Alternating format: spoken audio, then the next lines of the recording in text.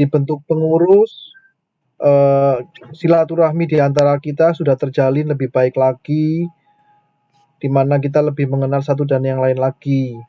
Dan mungkin bagi yang angkatannya berdekatan, mungkin selama ini memang saya melihat sudah cukup kenal ya, walaupun kita sudah lama sekali mungkin tidak ketemu. Tetapi dengan adanya kepengurusan sahabat PMK FMIPA ini, selama ini saya melihat sudah ada mulai terjalin silaturahmi dari semua angkatan ya, dari angkatan yang lama, dari angkatan yang bisa dikatakan PMK pertama itu adalah Mas Wawan ya sebagai ketua, sampai yang angkatan 2000 sekian lah, bisa dikatakan sampai 2010-an paling tidak ya. Mungkin beberapa ada yang juga mengenal sampai 2015-an.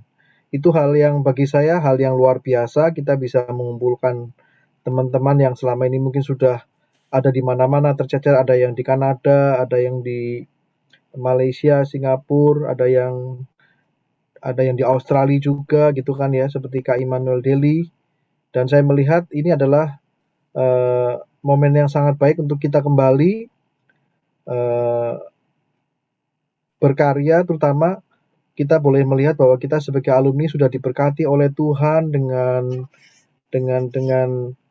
karir, dengan berkat, dengan usaha yang luar biasa di dalam kehidupan kita, dan kita melihat bahwa pekerjaan Tuhan di dalam kehidupan kita masing-masing adalah pekerjaan Tuhan yang luar biasa ya. Dan mungkin dari visi yang sudah sempat diberikan oleh pengurus lama, yaitu menjadi berkat bagi adik-adik, menjadi menularkan pengalaman hidup kepada adik-adik mahasiswa, itu suatu hal yang mungkin selama ini sudah mulai dilakukan ya, mungkin dari pengurusan yang pertama. Tetapi kita mau lebih tajam lagi, menjadi berkat bagi adik-adik mahasiswa ini melalui program-program atau melalui action plan yang akan kita lakukan ya.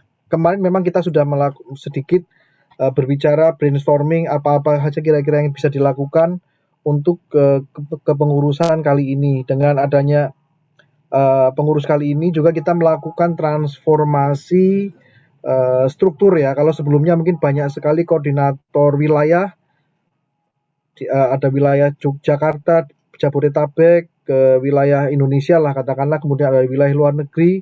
Itu kita hilangkan kali ini dan kita jadikan menjadi koordinator bidang, di mana kita melihat bahwa saat ini kita melihat ada 3 koordinator bidang yang mau kita tajamkan ya. Pertama adalah koordinator bidang hubungan universitas dan diakonia yang selama ini mungkin juga sudah berjalan, dirintis oleh pengurus lama, oleh salah satunya oleh Bang Franky, kemudian oleh almarhum Mas Bowo,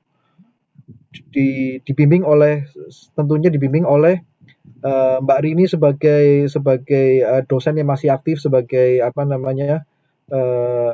ketua jurusan juga ya sebelumnya ya.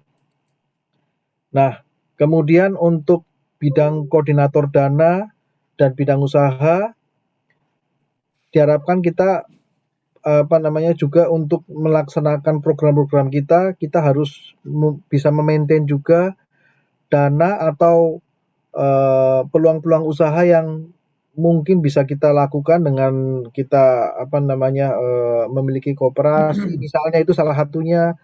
Kemudian kita harus punya yayasan untuk mengelola keuangan ini supaya lebih baik lagi. Itu sebagai wacana ya, karena ini kita masih baru tahap awal sekali di awal pengurusan ini. Kemudian untuk koordinator bidang persekutuan doa, pemerhati dan perayaan ini saya kira sudah berlangsung sebenarnya selama ini ya, di mana acara 2 minggu sharing session ini adalah salah satu acara kita sebenarnya ya, acara yang sudah dibidangi oleh koordinator bidang ini. Dan mungkin selama ini sudah ada perayaan Natal yang dilakukan. retreat yang dilakukan di Jogja maupun saya dengar tahun 2019 di BSD itu bagian daripada ini ya sebenarnya. Nah, kita meneruskan dan kita menajamkan lagi apa yang sudah ada, tetapi kita juga mau membuka peluang-peluang baru di mana saya yakin dan percaya dengan kesehatian yang kita ada di pengurus baru ini, kita mau membuka peluang-peluang yang mungkin selama ini belum terwujud atau belum bisa dilakukan. Itu mungkin. Jadi mungkin pertama-tama saya juga mengucapkan terima kasih sekali lagi kepada para penasehat yang selama ini mungkin juga sudah membimbing kita, mengarahkan kita, karena penasehat yang kita pilih kali ini adalah senior-senior kita juga ya, yang masih aktif sebagai dosen di MIPA, dan Mas Indrawan masih adalah ketua sebelumnya, dan Mas Wahyu Triyono yang selama ini mungkin teman-teman PMK belum terlalu banyak ya, belum semuanya mengenal beliau, tetapi saya secara pribadi mengenal beliau karena beliau selain bekerja di perusahaan minyak selama ini, beliau juga sangat aktif di dalam pelayanan menjangkau jiwa-jiwa. Nah, saya pikir sesuai dengan visi misi pelayanan secara umum, yaitu adalah diakonia, marturia, dan koinonia, saya yakin kita bisa melaksanakan apa yang menjadi amanat, terutama adalah amanat Agung Kristus ya. Saya kira itu. Jadi semuanya untuk kemuliaan nama Tuhan Yesus sendiri ya, untuk menjangkau jiwa-jiwa, akhirnya untuk memenangkan jiwa-jiwa, dan juga biarlah pengurusan kali ini lebih lagi sehati ya di dalam bekerja, karena tanpa kesehatian saya pikir kita membuat program apapun tidak mungkin jalan, tidak bisa terwujud. Ya, itu saja saya pikir. Jadi kita perlu membangun kesehatian di antara kita semua, bahwa kita semua adalah anggota-anggota daripada tubuh Kristus sebenarnya kan. Kalau kita adalah satu organisasi atau satu body, kita semuanya adalah anggota tubuh Kristus sebenarnya. Itu yang mungkin saya bisa berikan dalam sambutan ini untuk pengurus baru. Mungkin ada tambahan dari Pak Nelson. Silakan Pak Nelson kalau mau ada tambahan. Sudah cukup Mas, sudah mewakili. Ya, mungkin cukup panjang ya, minta maaf juga. Waktunya cukup panjang. Oke, silakan. Terima kasih Mas Heru untuk pemaparannya. Kira-kira apa yang akan dikerjakan nanti. Mas Wawan minta tolong untuk pengurusan baru ini dilantik. Mungkin sepatah dua patah kata dari Mas Wawan. Monggo Mas Wawan.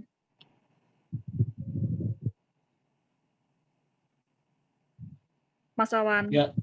Oke. Baik, terima kasih Betty atas waktunya. Ya, oke. Kedengaran ya? Kedengaran ya. Mas. Terima kasih waktunya. Ya. Jadi sekali lagi saya mengucapkan terima kasih pada teman-teman pengurus lama yang sudah bergabung bersama saya selama 5 tahun. Saya mohon maaf atas segala kekurangan saya selama ini, dan mudah-mudahan kepengurusan yang baru ini betul-betul bisa berjalan secara efektif dan efisien dengan kepemimpinan dari Mas Heru dan Bang Nelson, yang saya kira saya berharap sekali kepemimpinan ini akan membuat bahtera alumni PMK FMIPA ini, sahabat PMK FMIPA ini akan berlayar menuju ke lautan yang maha dahsyat dan berhasil sampai tujuan.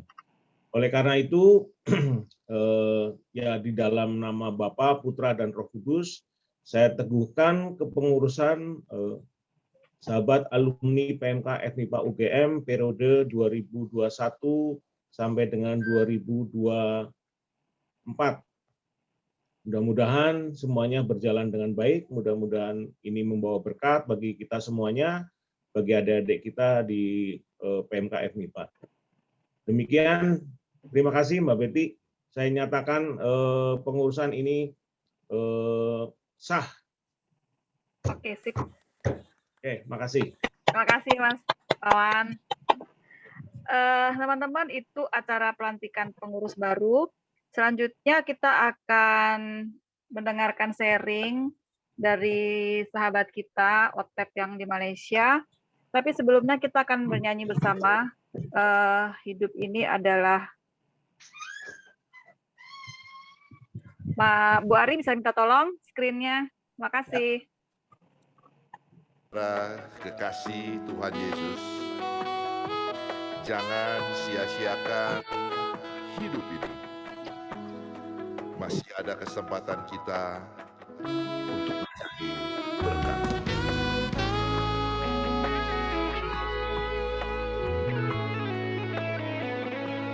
Hidup ini adalah kesempatan. Hidup ini untuk melayani Tuhan. Jangan sia-siakan waktu yang Tuhan beri. Hidup ini harus jadi berkat.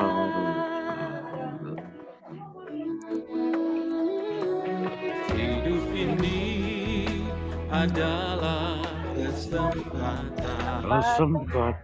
Hidup ini untuk melayani Tuhan. Jangan sia-siakan waktu yang Tuhan beri. Hidup ini harus jadi berkat. Oh Tuhan, pakailah hidupku selagi aku masih kuat. Bila saatnya nanti berdaya lagi, hidup ini jadi berkat.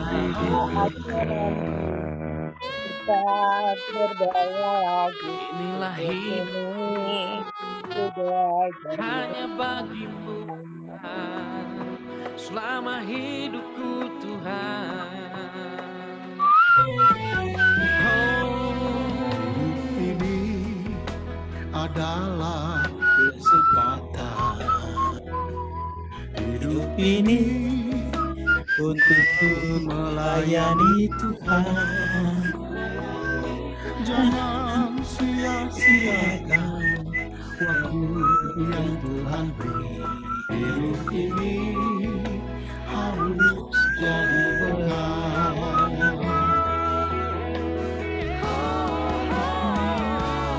Oh Tuhan, pakailah hidupku selagi aku masih kuat.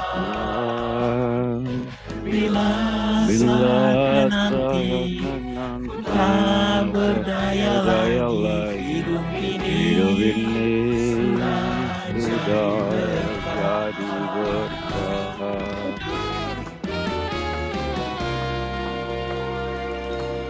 Oh Tuhan, pakailah hidupku selagi aku masih kuat. Bila saatnya nanti tak berdaya lagi, hidup ini sudah jadi berkat. Pakailah hidupku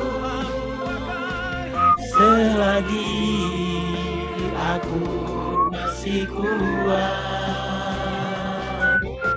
Bila saat saatnya nanti ku tak berdaya lagi. Hidup ini sudah jadi berkah. Hidup ini sudah jadi berkah. Hidup ini sudah jadi berkah.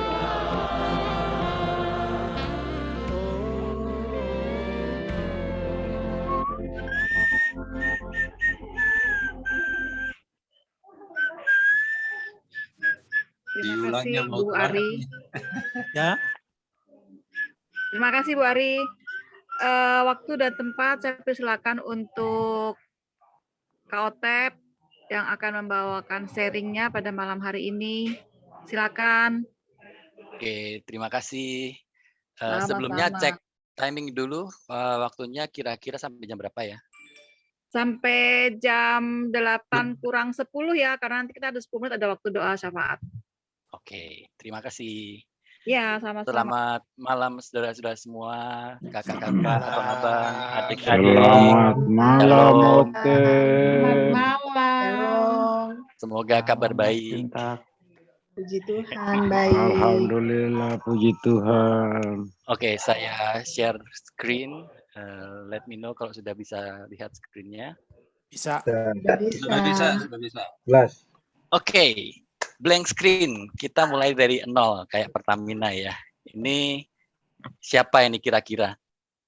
Ini adalah nama seseorang dan orang itu ada di sini. Kira-kira siapa? Nelson Manurung. Wah ya. Nelson Manurung. Yang ini? Betty Anggreni. Itu yang ini. Ini Hero Haryono. Heru Haryono ini. Frankie Frankie Kumendo. Kumendo. Gampang banget ya. Iya. Apa ya ini? Nah, Siapa ini ini, susah ayo? ini. Urutan huruf nggak penting. Hendrawan. Hendrawan. Sanggap. Sutiadi. Ya Setiadi. betul, Hendrawan Setiadi. Oke, next. Eni Wuri. Ini murid Oh, Wuri. Oh, Griff. Oh, ayo. Kan nggak ada O-nya. Nggak ada Ayo. om. Ayo. Siapa ini? Ini orang sangat terkenal ya di zamannya. Angga. Erlangga. Dermawan. Angga ini. Keren. Erlangga Dermawan. Ini, Arnesius Ernesto saya. ini, Meta. Liliana. ini susah dikit. Nova. Ya, ya, betul. Wah, seneng saya. Saya pikir akan agak lama gitu. Ternyata Ini kriptografi ini ya, gitu. Bang. Oh, ini kriptografi. Aduh, aduh. Terima Ternyata kasih. pandai-pandai gitu. Dan masih ingat itu yang saya akan cek gitu. Jadi kita masih ingat teman-teman semua gitu. Oke, kalau ini kira-kira saya yang mana? Kasihan banget ya. Yang mana? Ini memperingati Pramuka, hari baju pramuka. hari pramuka. Baju pramuka kan? Ah betul. Wah, 100 buat Bung Ari. Itu adalah saya. Baju pramuka. Oh, dulu berkumis ya dulu. Dulu berkumis dan kurus banget gitu. Yang pakai baju putih Bambang. Bukan, yang pramuka. Iya. Yang baju putih yang sebelahnya Bambang. Oke. Jadi terima kasih. Itu tadi sedikit ice breaking. Agenda saya hari ini adalah mengenal siapa saya. Terus yang kedua adalah perjalanan saya, dan yang ketiga adalah visi dan misi. Ini pas banget dengan pembentukan panitia sahabat PMK MIPA gitu, pengurus. Kok saya juga pas nyebutin visi dan misi saya. Tapi oke, kita lihat. Diskonnya berapa? Ini gimana sih minggirinnya? Oke. Siapakah Yosep? Saya adalah alumni PMK MIPA angkatan 93 IKOM. Saya bekerja di Kuala Lumpur saat ini sebagai bisnis analis di Roche, sebuah pabrik obat ya, farmasi. Nah, kalau di WhatsApp group seringkali kita dengar, saudara kita sakit nih, dokter menyarankan untuk mencari obat yang namanya Actemra. Nah, itu produk kita, produk Roche. Dan sebetulnya saran dari dokter itu buat saya agak lucu juga, karena kalau dia menyarankan pasien mencari Actemra di luar, nggak akan dapat. Karena prinsip Roche adalah obat hanya bisa didapatkan di rumah sakit. Jadi kita nggak pernah ketemu obat Roche yang ada di luar. Kalau ada di luar berarti itu palsu. Jadi kalau dokter menyarankan pasiennya mencari Actemra, ya aduh dokter ini kurang updated. Karena itu bukan obat yang bisa dijual bebas dan hanya bisa dikontrol dan diadminister melalui rumah sakit. Istri saya adalah Christina Kusumadewi, alumni Ilmu Komputer 94.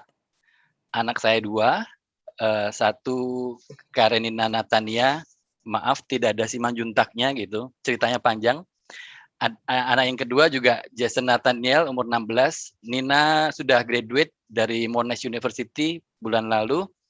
Jason sekarang pre-U, maksudnya tahun depan dia akan masuk ke universitas.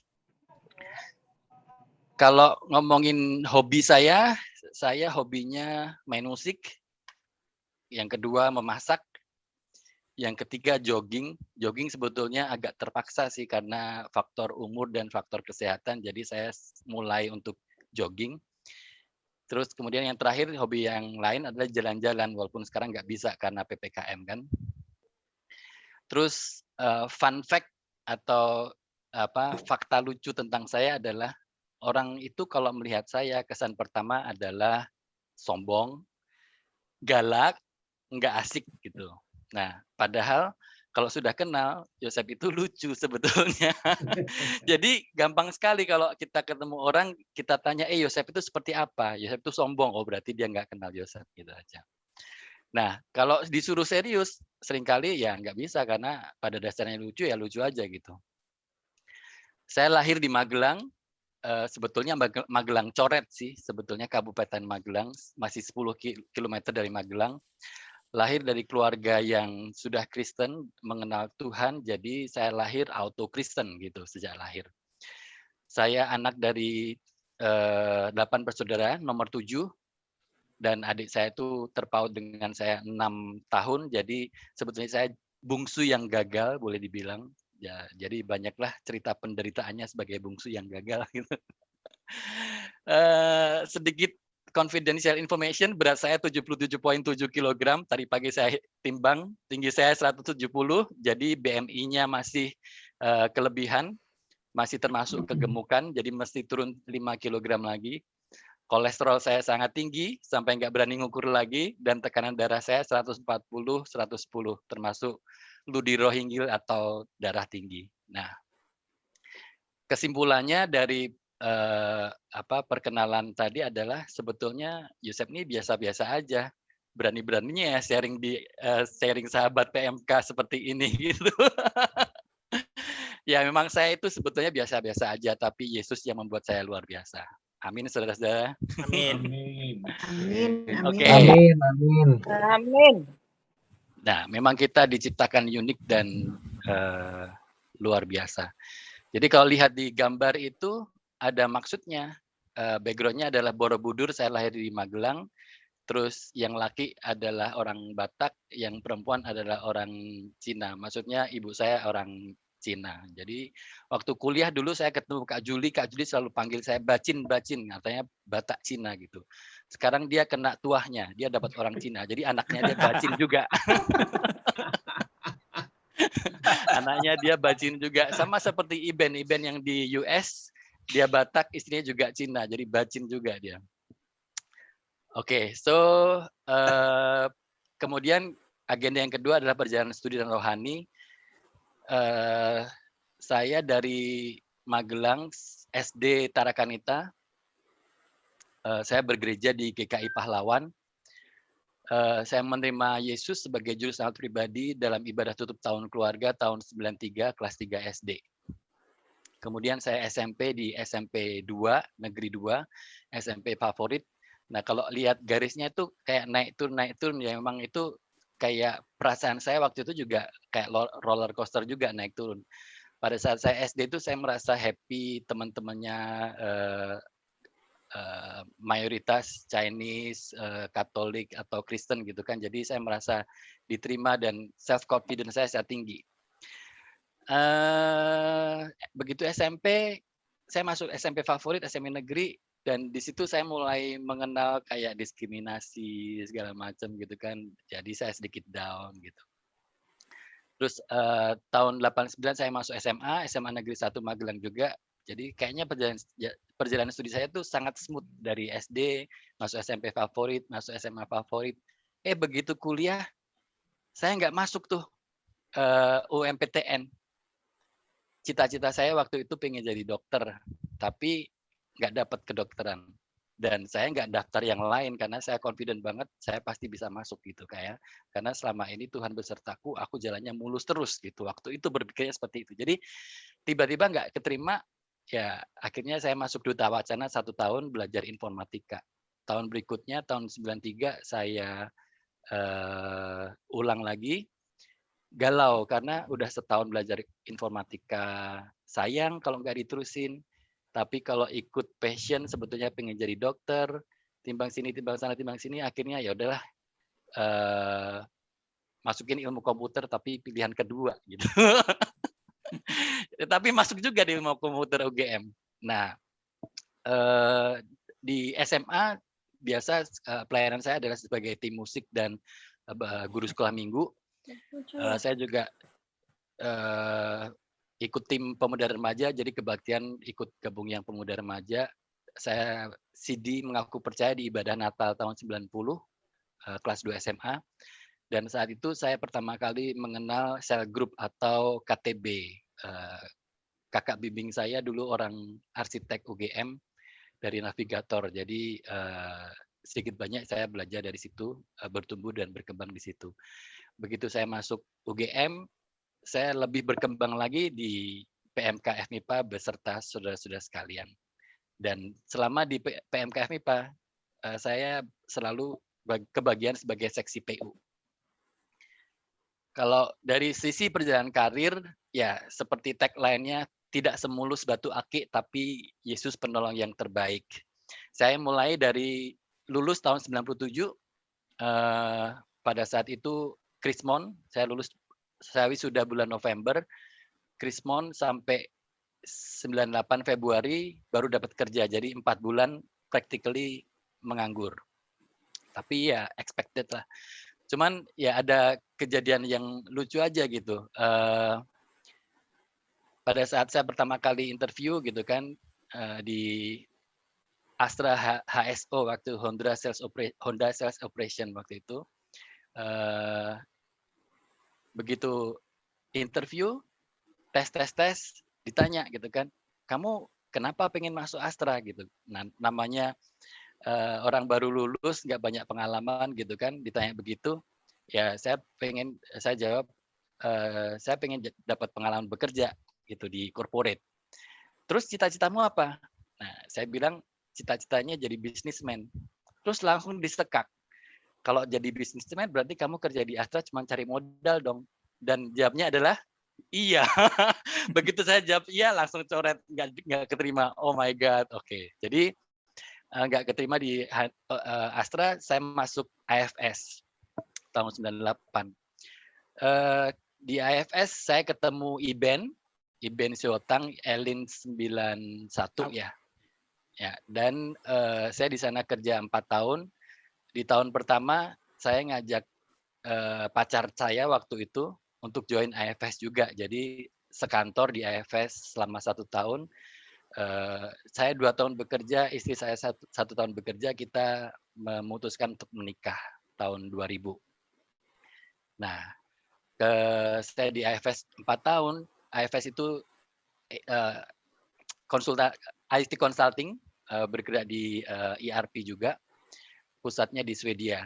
Terus setelah dari AFS saya pindah ke APP di Sinarmas. Nah, ini lucu juga nih, pada saat itu SAP profesional lagi booming gitu kan, lagi hot-hotnya gitu di pasaran. Jadi waktu masih di AFS saya daftar lagi di Astra gitu karena saya kepingin kerja di Astra. Di Astra juga ada SAP waktu itu. tes melalui tes yang panjang sampai terakhir ketemu sama hiring manajernya. Itu udah seperti interview terakhir aja gitu. Begitu interview sepertinya lancar. Begitu saya pulang sampai kantor, saya ketemu sama teman-teman, diketawain di kantor. Sep, kamu dari mana? Oh, saya dari izin Pak, saya bilang gitu kan. Izin atau izin katanya. Oh, izin aja keluar sebentar gitu. Kan jam makan siang saya bilang gitu kan. Oh, oke. Bukannya interview. Waduh, saya kaget nih, kok dia bisa tahu gitu kan. Nah, rupanya hiring manager saya yang dari Astra itu adalah istri dari manajer saya waktu itu di AFS. Jadi ya nggak dapat lagi. Nggak dapat lagi kerjaan di Astra. Oh ya udah, memang mungkin belum jalannya Tuhan saya masuk Astra. Jadi saya nggak masuk di Astra. Saya dapatnya di Sinarmas waktu itu. Saya di Sinarmas dia ada kontrak 3 tahun dan kontraknya itu dengan penalti. Artinya kalau misalnya kita tidak serve sampai 3 tahun, penaltinya 1 miliar. Waktu itu tahun 2002. Padahal kalau di total gaji saya selama 3 tahun di Sinarmas nggak akan ketemu 1 miliar waktu itu gitu.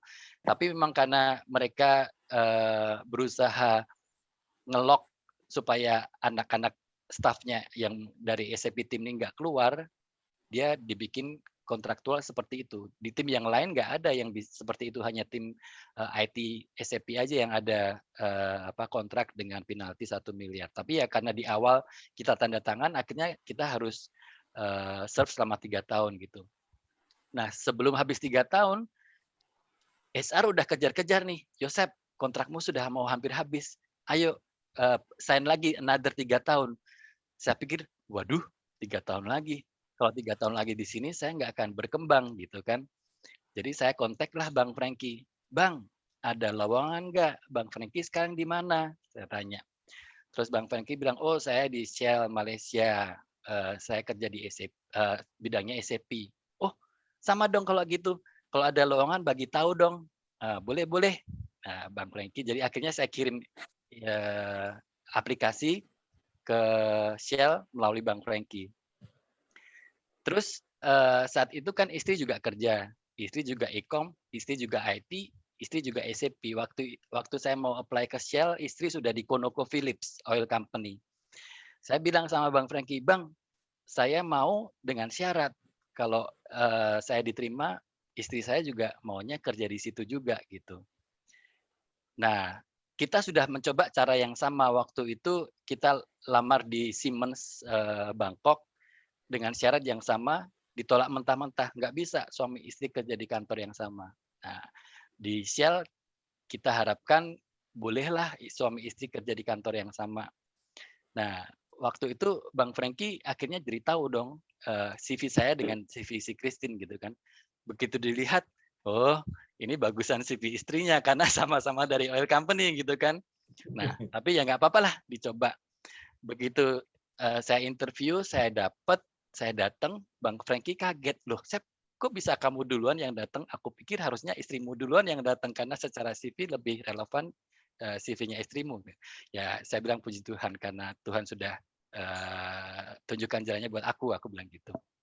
Nah, saya pindah waktu itu 2005 bulan September, kemudian istri ikut pindah sekitar bulan Desember dan mulai interview juga dan join di awal 2006 di Shell juga. Jadi tahun 2005-2006 itu kita pindah ke Malaysia, join di company yang sama. Jadi di AFS tadi kita di kantor yang sama 1 tahun, di Shell kita di kantor yang sama. Shell posisinya bisnis analis juga, saya memegang supplier relationship management, role-nya sebagai support, training, process excellence gitu kan. Dan di Shell kita udah merasa cocok gitu, udah comfort zone seolah-olah gitu kan. Karena di kantor itu kita jam 9 datang, jam 10 turun ke pantry minum kopi, minum teh. Nanti jam 12 keluar makan siang, balik lagi jam setengah 2 kerja sebentar, nanti jam 4 turun lagi minum kopi. Dan itu culture sebetulnya orang-orang Malay seperti itu gitu. Jadi kurang apa coba? Kurang enak apa coba di situ? Jadi kita merasa gajinya cukup oke, benefitnya oke, suami istri di situ, udah nggak mau pindah lagi rasanya gitu kan. Kalau ketemu teman-teman pun juga teman-teman juga akan bilang, udah nanti akan pensiun di sini aja gitu. Tapi ya nasib berkata lain, Tuhan menunjukkan jalan yang lain gitu. Tahun 2017 kantor memutuskan untuk memindah ke India gitu. Jadi di situ kita mau nggak mau harus keluar dari Shell gitu, karena divisi IT pindah ke India, hanya divisi IT aja, divisi yang lain masih di Malaysia gitu kan. Akhirnya istri pindah ke Friesland Campina, saya pindah ke Hilti.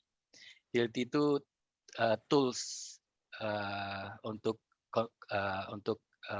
apa namanya, engineering lah, untuk develop gedung tinggi, untuk bikin jalan. Nah, Hilti itu leading di situ toolsnya.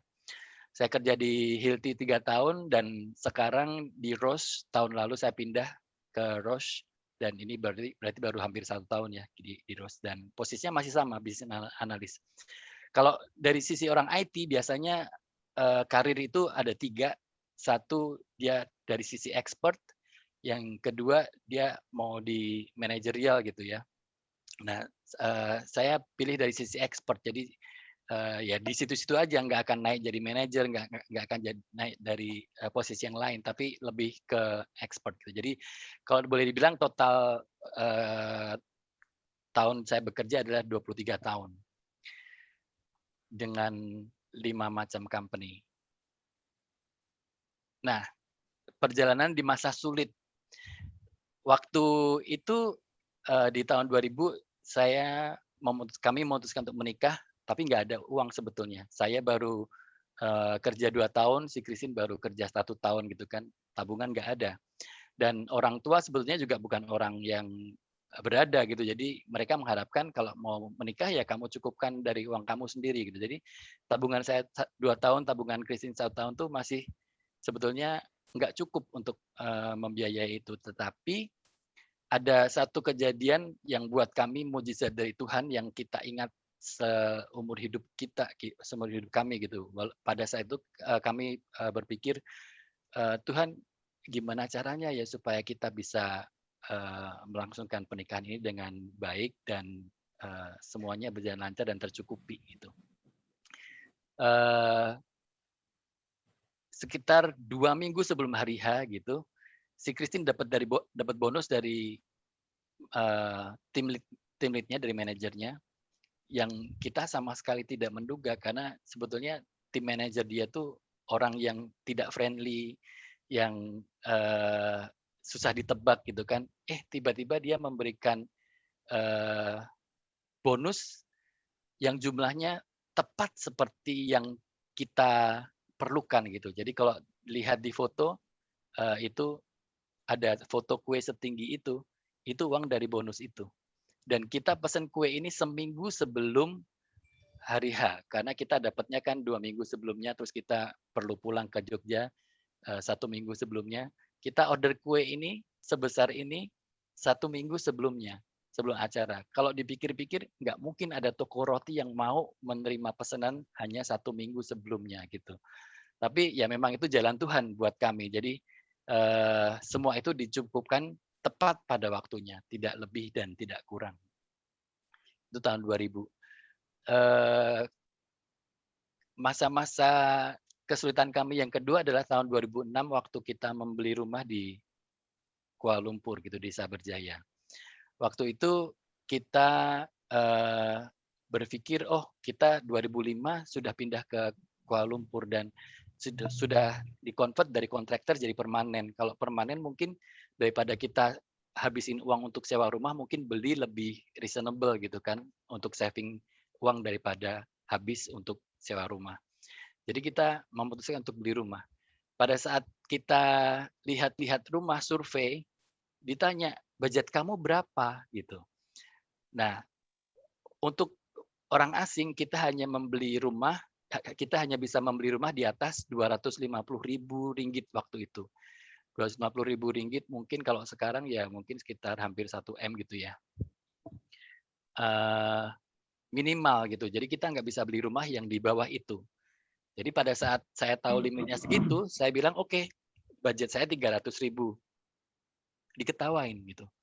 Saya bingung, loh kenapa ketawa? Saya hanya ingin tahu rumah kamu berapa harganya gitu. Oh, kamu tanya aja rumah sebelah gitu. Oh, saya nggak tertarik rumah sebelah karena lokasinya nggak menarik. Saya tertarik rumah kamu. Nggak apa-apa, nggak usah. Kamu tanya aja rumah sebelah. Rupanya apa? Rumahnya dia itu harganya 400 ribuan. Sedangkan saya bilang budgetnya 300 ribuan. Jadi kan jauh. Jadi dia nggak mau entertain saya lagi gitu. Tapi itu saya taunya terakhir-terakhir gitu kan. Oh, ternyata begitu gitu. Oh ya udah.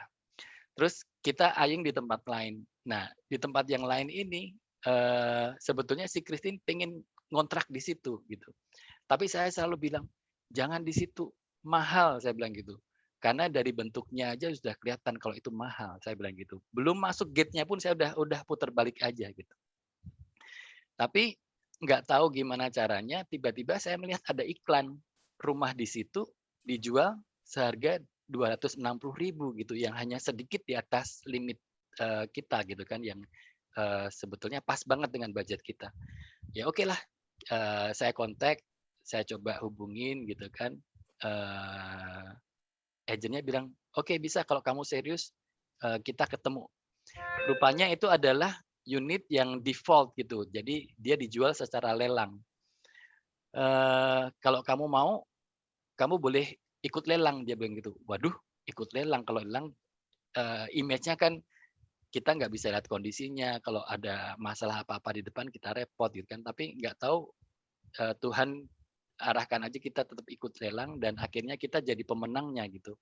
Dikasih waktu 3 bulan untuk settle. Oke, 3 bulan kayaknya cukup deh waktu untuk apply loan dari bank gitu kan. Ternyata ya tidak seperti yang kami perkirakan, karena kita foreigner, kita perlukan persyaratan yang jauh lebih banyak, termasuk state approval dari government gitu kan, yang prosesnya lama sekali. Dan 3 bulan itu tidak cukup rupanya. Jadi selama 3 bulan itu kita benar-benar stres, karena kalau kita tidak bisa dapat approval ya uang kita yang udah untuk DP hilang gitu. Dan DP itu nggak sedikit. Akhirnya prosesnya selesai dalam 4 bulan dan kita appeal gitu. Kita bilang bahwa kita terlambat 1 bulan bukan karena kita kesalahan kita, tetapi karena kita menunggu approval dari government.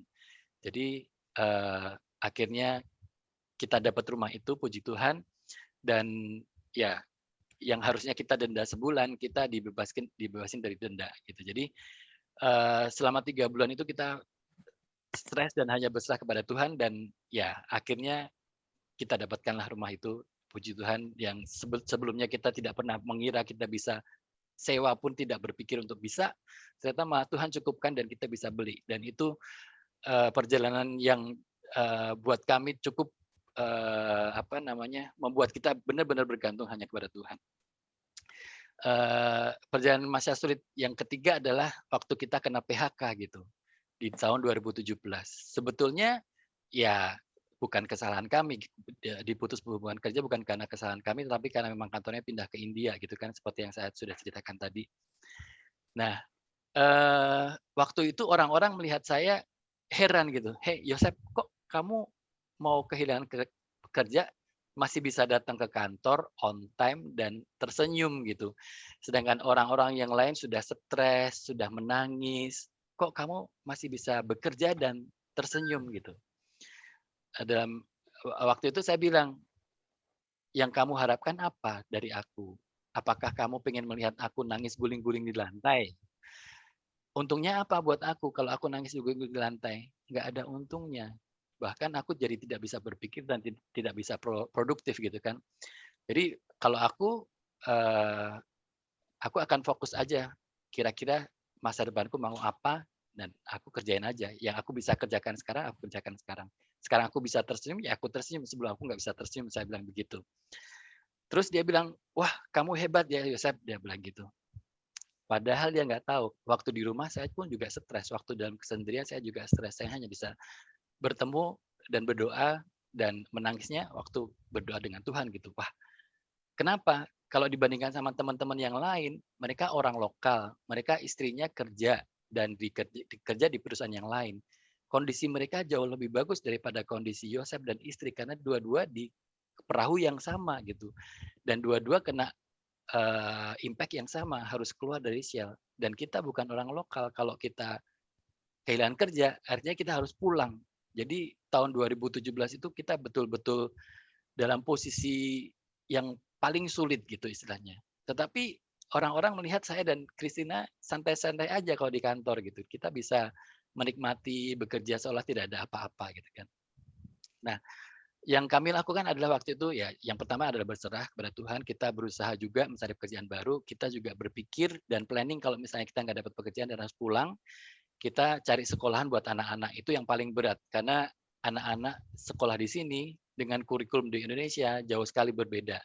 Anak-anak saya dua-duanya waktu itu sekolah di sekolahan Chinese dengan bahasa Cina. Jadi mereka sekarang bisa baca tulis dan conversation dalam bahasa Cina gitu.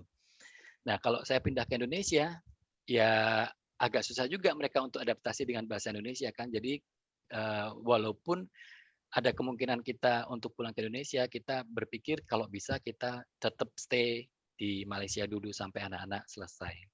Nah, saat itu yang kita lakukan adalah kita follow aja proses yang dari Shell gitu kan. Shell memberikan pembekalan, pelatihan bagaimana kita bisa mandiri gitu. Jadi semua pelatihan dikasih, sertifikasi lah, training lah, bahkan training-training yang tidak berhubungan pun kita dikasih sama Shell, seperti training financial planner, bagaimana menulis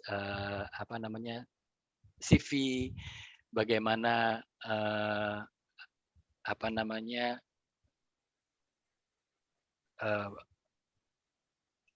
bagaimana mempersiapkan diri untuk bisa mandiri itu istilahnya. Bagaimana startup bisnis, bagaimana bisnis online, itu semua kita dikasih training gitu. Jadi kita ikutin aja gitu.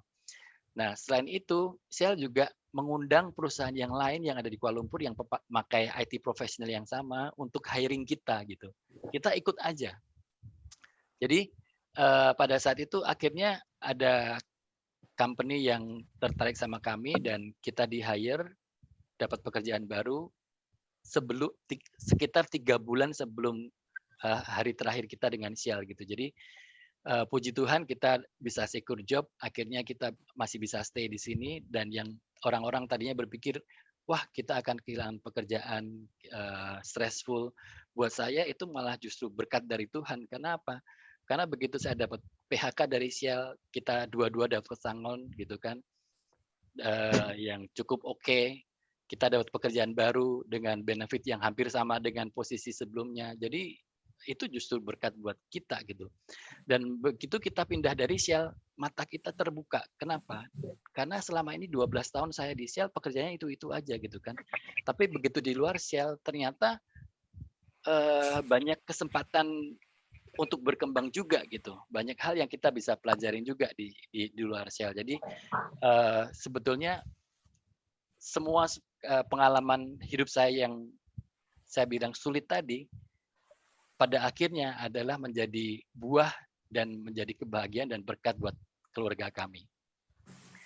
Ya, terus terang tentu saja semua itu kita nggak bisa dapatkan kalau kita nggak berjalan sama Tuhan ya. Nah, itu yang dari sisi karier, dari sisi perjalanan dari kecil sampai saat ini.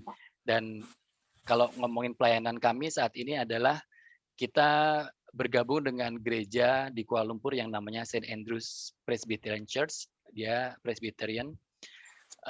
Di situ ada jemaat dari Indonesia.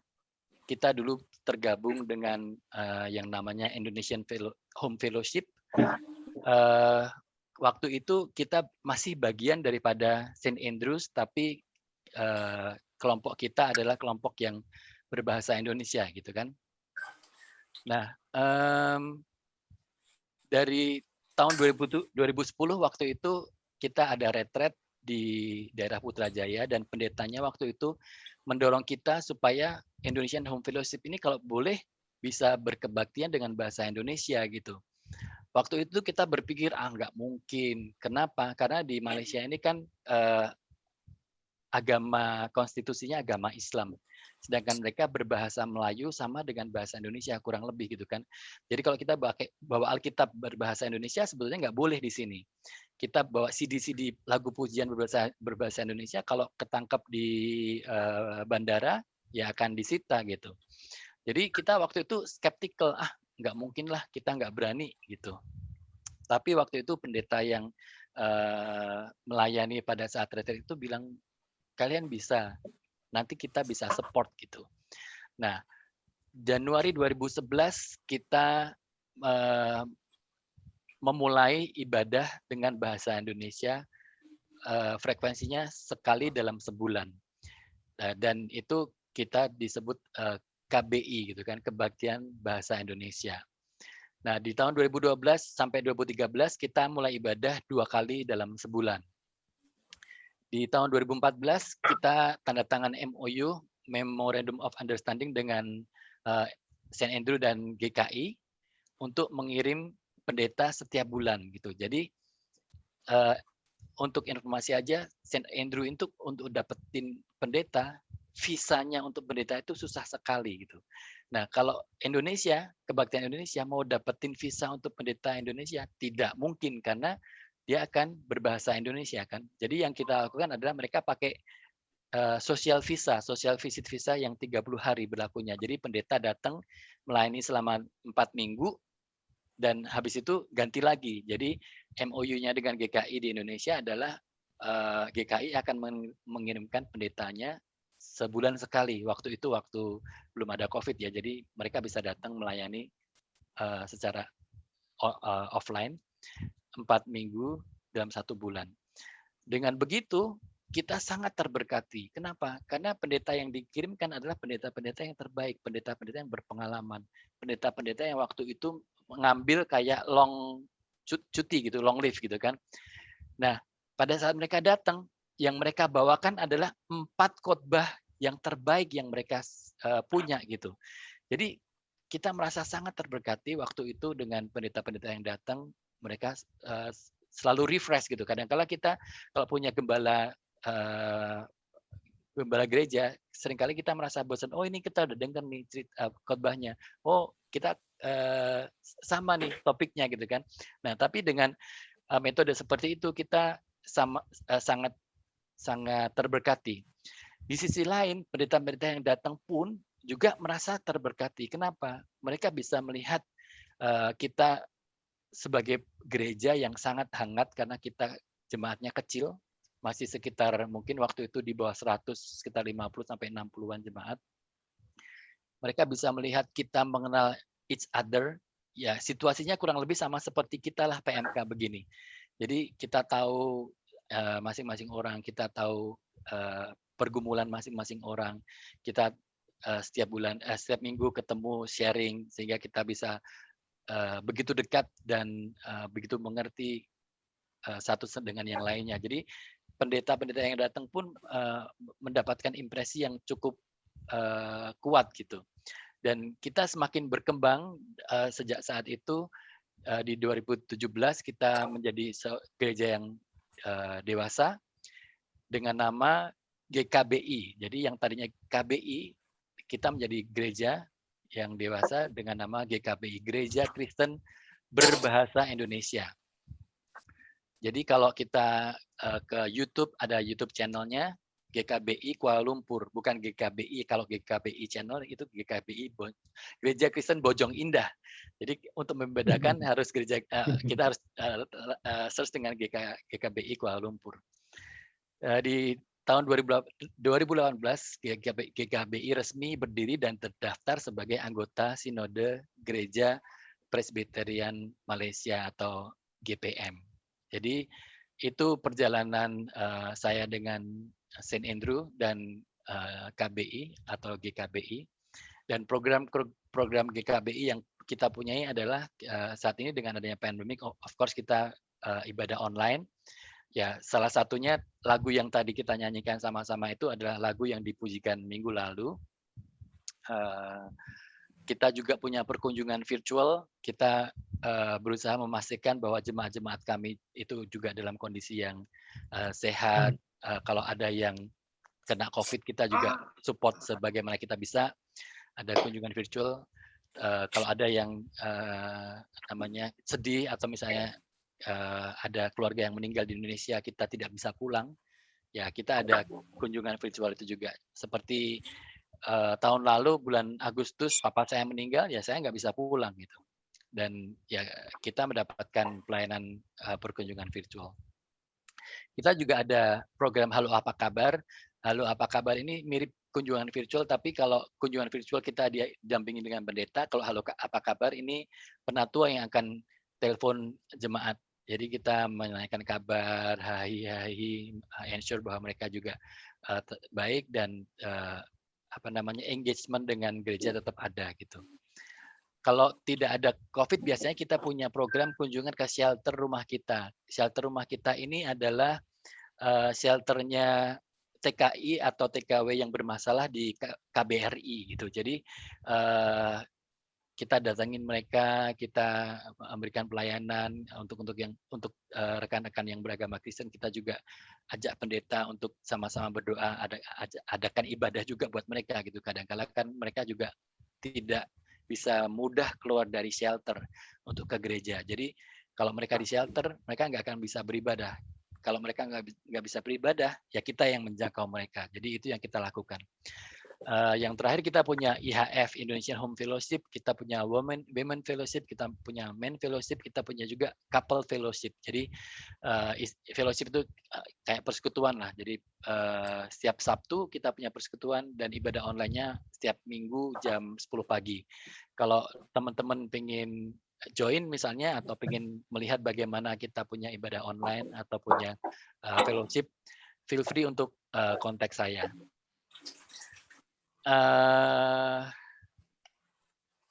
Ya, masih sekitar 10 menit lagi. Misi hidup saya adalah dari Roma 8 ayat 29, di mana saya ingin menjadi serupa dengan Kristus. Di Roma 8 ayat 29 dikatakan, sebab semua orang yang dipilihnya dari semula, mereka juga ditentukannya dari semula untuk menjadi serupa dengan gambaran anaknya. Supaya anaknya itu menjadi yang sulung di antara banyak saudara. Jadi ini alasan kenapa saya hidup, ya ini gitu. Visi saya, ya visi untuk 5 tahun ke depan adalah saya ingin berserah kepada Allah. Seperti Roma 12 ayat 1, ayat yang very famous dari zaman kita kuliah pun kita juga sering dengar. Pada intinya karena itu saudara-saudara demi kemurahan Allah, aku menasihatkan supaya kamu mempersembahkan tubuhmu sebagai persembahan yang hidup, yang kudus, dan yang berkenan pada Allah. Itu adalah ibadahmu yang sejati. Itu sepertinya biasa gitu. Tetapi penerapannya menurut saya cukup challenging juga gitu. Di mana kita dalam suka dan duka, kita bisa berserah kepada Tuhan. Berserah artinya ya berserah gitu, bukan terserahlah gitu. Kalau kita ada kesulitan, ya udahlah terserahlah, bukan begitu. Tapi bagaimana kita senantiasa hanya bergantung pada Tuhan. Yang kedua adalah visi saya adalah bagaimana merdeka dari dosa gitu. Seperti dalam Roma 6 ayat 11, demikianlah hendaknya kamu memandangnya bahwa kamu telah mati bagi dosa, tapi kamu hidup bagi Allah dalam Kristus Yesus. Merdeka dari dosa itu susah gitu menurutku. Seringkali kita masih diperbudak oleh hal-hal yang mungkin tidak diberkenan dengan Allah gitu. Mungkin as simple as, bisa nggak sih kita lepas dari gadget kita 1 jam aja gitu. Kalau kita masih nggak bisa lepas dari itu, mungkin hidup kita mesti dikoreksi lagi, dilihat lagi itu. Kita sebetulnya fokus kita ke Tuhan atau ke gadget. As simple as that gitu. Dan itu saya juga masih belajar saat ini. Dan yang ketiga adalah bertumbuh dalam iman ya. Setiap anak-anak Tuhan, kita mesti bertumbuh dalam iman, apalagi saya juga melayani di gereja Saint Andrew kan. Kalau kita tidak bertumbuh, bagaimana kita bisa sharing dan bisa memastikan jemaat yang lain juga bertumbuh di dalam Tuhan. Jadi itu visi dan misi saya.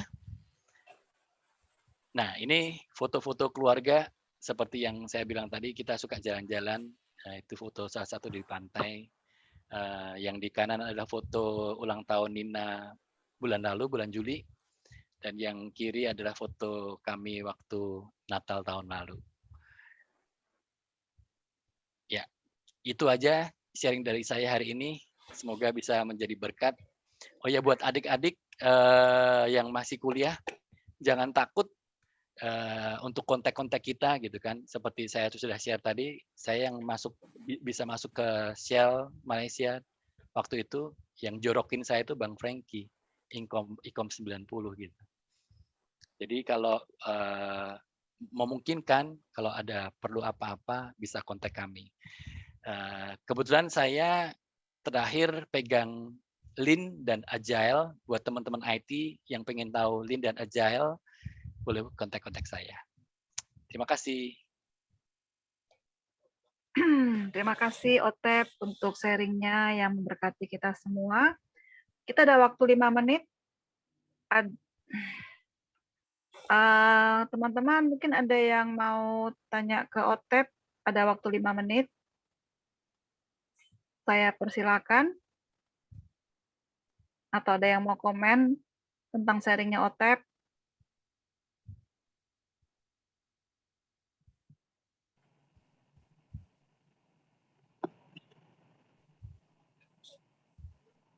Ya, mungkin boleh.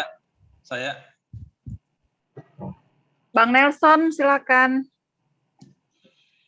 Oke. Halo Sep, terima kasih ya atas sharing yang luar biasa ya Sep ya. Luar biasa Sama-sama, tadi. Saya melihat nggak kebetulan juga namanya Yosep ya. Yosep sama dengan Yusuf nggak ya? Oh iya, sama, betul. Sama ya? Sama. Nah, jadi tadi saya sambil Yosep cerita itu ya, Yosep kan di negeri orang ya, di negeri jiran ya. Bayangan saya itu ke Yusuf. Yusuf itu kan di negeri jiran juga ke mana? Ke Mesir ya, ke Mesir ya. Kalau di Alkitab itu kan apa sih yang dilakukan Yusuf itu? Paling dia rajin menerjemahkan mimpi-mimpi orang gitu kan. Terus diangkat jadi orang-orang hebat gitu ya. Tapi saya tadi belajar ya dari yang pemasaran Yosef itu bahwa Yosef itu di negeri orang itu memang dia melakukan hal-hal yang apa ya, yang bayangan saya itu adalah memang jarang orang lakukan gitu ya, kayak disiplin, kemudian kayak bekerja yang terbaik ya kan, tidak menampakkan stres dan sebagainya. Aku rasa mungkin Yusuf pada waktu itu pun di Mesir gitu ya, walaupun jadi budak, walaupun jadi apa, dia tetap melakukan yang terbaik gitu ya. Jadi dia tidak dipengaruhi situasionalnya gitu kondisi dia, karena dia mungkin percaya penyertaan Tuhan atau percaya mimpi-mimpinya gitu ya. Jadi saya lihat tadi, oh baru saya tahu dengan kisah hidup Otep ini kayaknya mungkin dulu itu juga begitu gitu ya. Harapannya dari namanya begitu ya. Ya, dan saya lihat tadi betul-betul ya dari dream yang dipenuhi itu ya, Osep ya. Jadi aku rasa memang benar juga kata orang ya, kedewasaan itu tidak diukur dari banyaknya usia, tapi penerimaan akan tanggung jawab. Saya lihat ya. Saya terus terang mungkin bisa lebih tua dari Osep ya, tapi dari segi jam terbang pelayanan yang disebutkan tadi itu dan tanggung jawabnya ya saya angkat topi lah ya. Itu karena komitmen ya. Komitmen lah yang membuat semuanya itu bisa terjadi. Dan saya mau bertanya ini aja. Saya lihat ya, Osep tidak hanya berpikir mengenai hidupnya sendiri. Saya juga tadi bangga ya, 2 anak Osep itu, BTW anaknya itu ya, berbagi ya. Yang cewek pakai kacamata sama dengan bapaknya, wajahnya juga mirip. Yang cowok nggak pakai kacamata sama dengan mamanya juga. Jadi betul-betul fair ya. Nah, saya ingin bahkan sifatnya pun juga sama mereka. Yang satu ikut aku, yang satu ikut mamanya. Mungkin saya lihat juga ya, OSEP juga kuat di dalam pembinaan keluarga ya, terutama anak ya. Mungkin ada yang bisa di-share mengenai prinsip-prinsip OSEP dalam menanam iman percaya di dalam diri anak-anak itu biasanya seperti apa? Karena saya juga senang ya waktu itu sempat anak-anak OSEP itu membimbing anak-anak PMK kita juga di English session setiap Saturday itu ya. Nah, itu sempat jalan ya. Jadi anak-anak yang patuh sama orang tua biasanya kan anak-anak rebellion sekarang ya atau nggak mau gitu ya. Tapi OSEP cukup ini juga membangun apa karena di negeri orang jadi kompak gitu ya.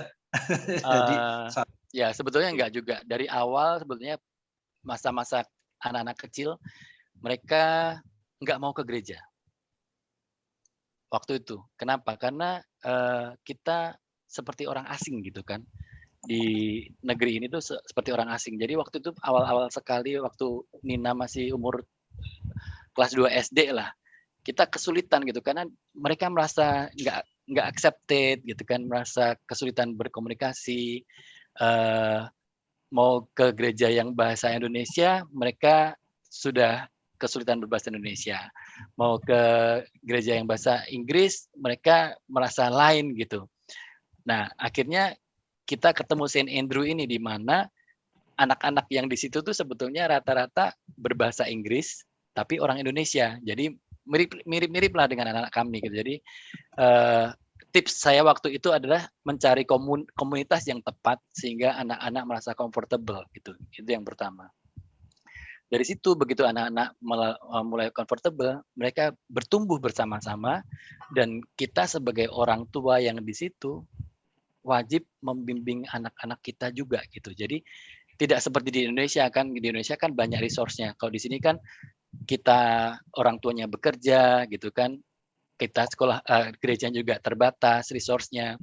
Jadi siapa lagi yang mau bisa membimbing anak-anak kita kalau bukan kita. Jadi saya juga saat ini aktif menjadi guru sekolah minggu. Jadi menemani anak-anak saya untuk bertumbuh berkembang di dalam komunitas gereja juga gitu. Itu yang kedua.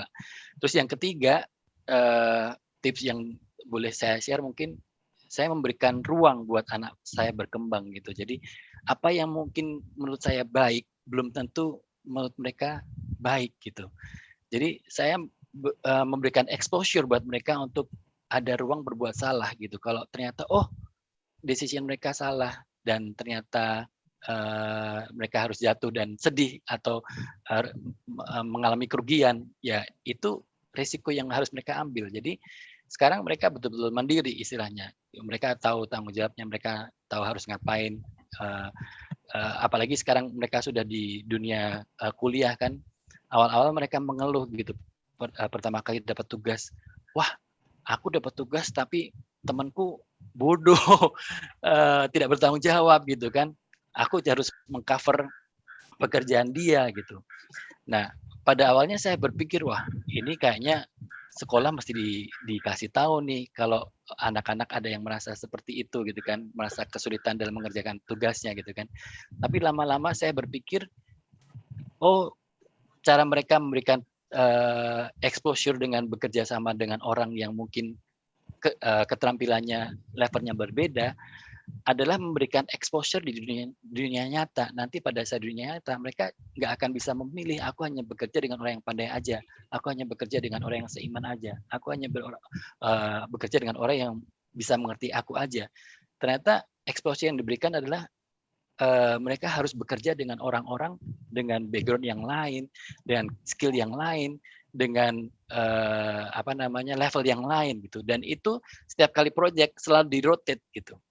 Yang awalnya anak saya komplain, akhirnya anak saya bisa beradaptasi dan bisa mengambil keputusan, kalau aku bertemu dengan orang yang seperti ini, berarti aku harus bersikap seperti ini. Kurang lebih begitulah.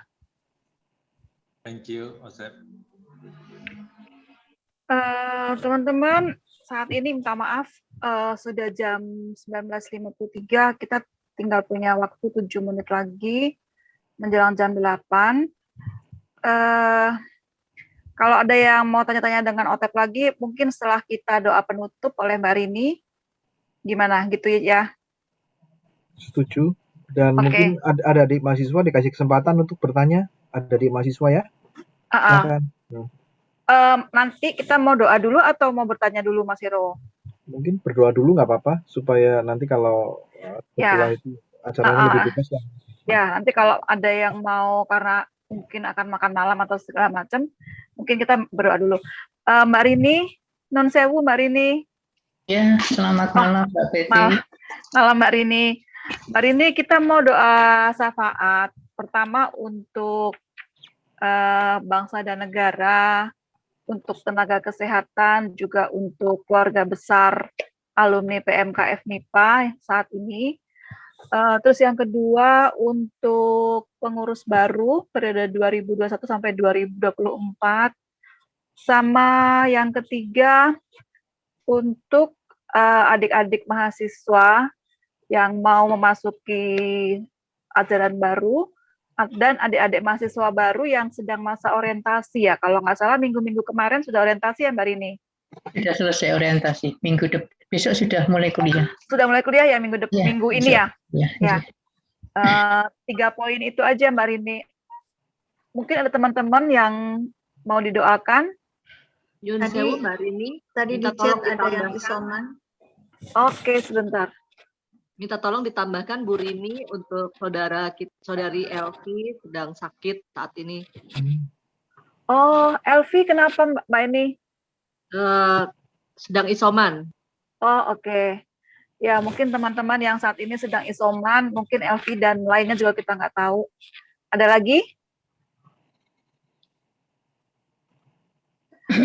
Kayaknya itu aja Mbak Rini. Monggo Mbak Rini.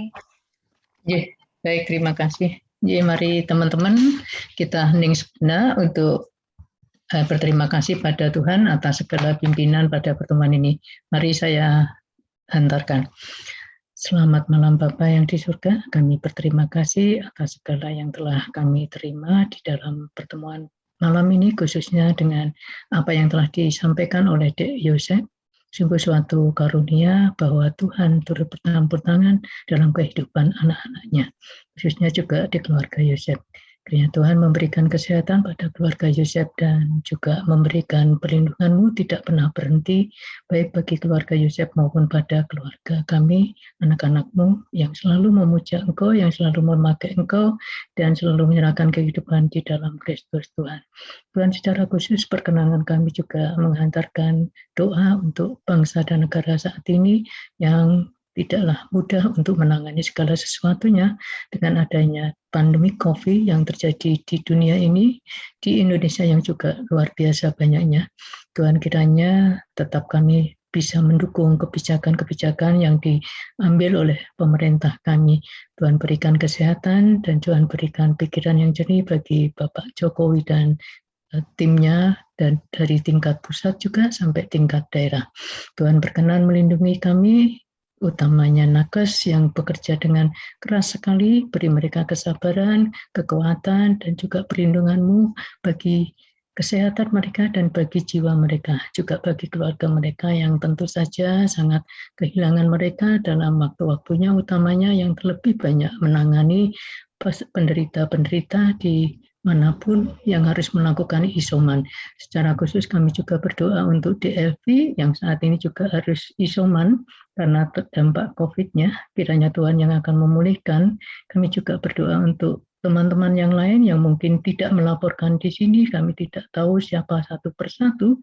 Bagi saudara-saudara kami yang sedang isoman, kiranya Tuhan juga menyentuh mereka, berkenan memulihkan mereka, memberikan kekuatan, semangat, dan juga memberikan kehidupan bagi mereka untuk ke masa depan yang lebih baik, pemulihan yang lebih baik, lebih cepat juga, karena kami sadar bahwa apa yang terjadi dalam keadaan isoman tidaklah mudah, tapi kami percaya Tuhan bisa menyentuh dengan baik dan memberikan perlindungan. Kami berdoa juga Tuhan atas kepengurusan yang sudah Tuhan bentuk. Kami berterima kasih pada pengurus lama, sahabat alumni PMK FMIPA. Dan mulai hari ini Tuhan telah memberikan juga pengurus yang baru. Sampai nanti pada kami berdoa dan mengerjakan tugas untuk kemuliaan nama-Mu. Tuhan kiranya berkenan dan Tuhan kiranya memberikan langkah yang mudah, langkah yang memudahkan kami untuk menyatukan kami semua untuk saling mendukung. Tuhan kiranya mewujudkan kasih setia-Mu di dalam kehidupan kami juga melalui adik-adik yang besok sudah mulai kuliah. Tuhan sendiri yang akan memberikan kelancaran bagi segala sesuatunya, baik dari sistem, dari keadaan, dan juga dari kondisi kesehatan adik-adik. Tuhan yang akan menolong mereka, mahasiswa, dan juga Bapak Ibu dosen, juga segala sesuatu, utamanya jaringan yang hanyalah milik-Mu. Tuhan akan menolong kami untuk memudahkan, biarlah ilmu yang kami dapatkan, juga kami dapatkan untuk memuliakan nama-Mu. Tuhan hadir dan Tuhan akan menolong kehidupan kami satu persatu, untuk selalu mengingat dan menyerahkan hanya di dalam Kristus Tuhan, Juru Selamat kami. Kami mau serahkan kehidupan kami selanjutnya di dalam Kristus Tuhan, Juru Selamat kami. Amin. Amin. Matur nuwun Mbak Rini untuk doanya Mbak Rini. Bu Rini, doanya. Jangan mundur dulu ya, bilang jangan mundur. Ya, foto dulu, foto dulu. Foto dulu sebelum acara bebas. Terus acara bebas, adik-adik kalau yang mau tanya sama Kak Yosep. Bu Ari siap foto-foto? Semua diaktifin dong. Mas Jeki, Ya, semua Stefanya, video oke. diaktifkan semua videonya. 1, 2, 3. Oke. Oke, lagi. Kita dilantik 16 Agustus nih. Bagus. Mas Lita, Bang Frans, ayo. Videonya mana?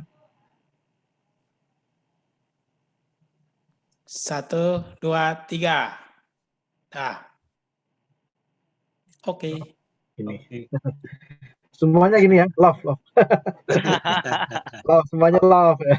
Bagaimana gini? Love. Aku nggak bisa nanti ambil kameranya. Oh, nggak usah pakai kamera, pakai Satu ini. aja. Satu aja. Ya, satu aja. Oke. 1, 2, 3. Oke. Terima kasih. Ya. Terima kasih. Acara bebas. Acara bebas. Acara bebas. Enggak, kalau ada yang mau tanya sama Kak Otep, adik-adik yang masih mahasiswa atau teman-teman. Sama-sama.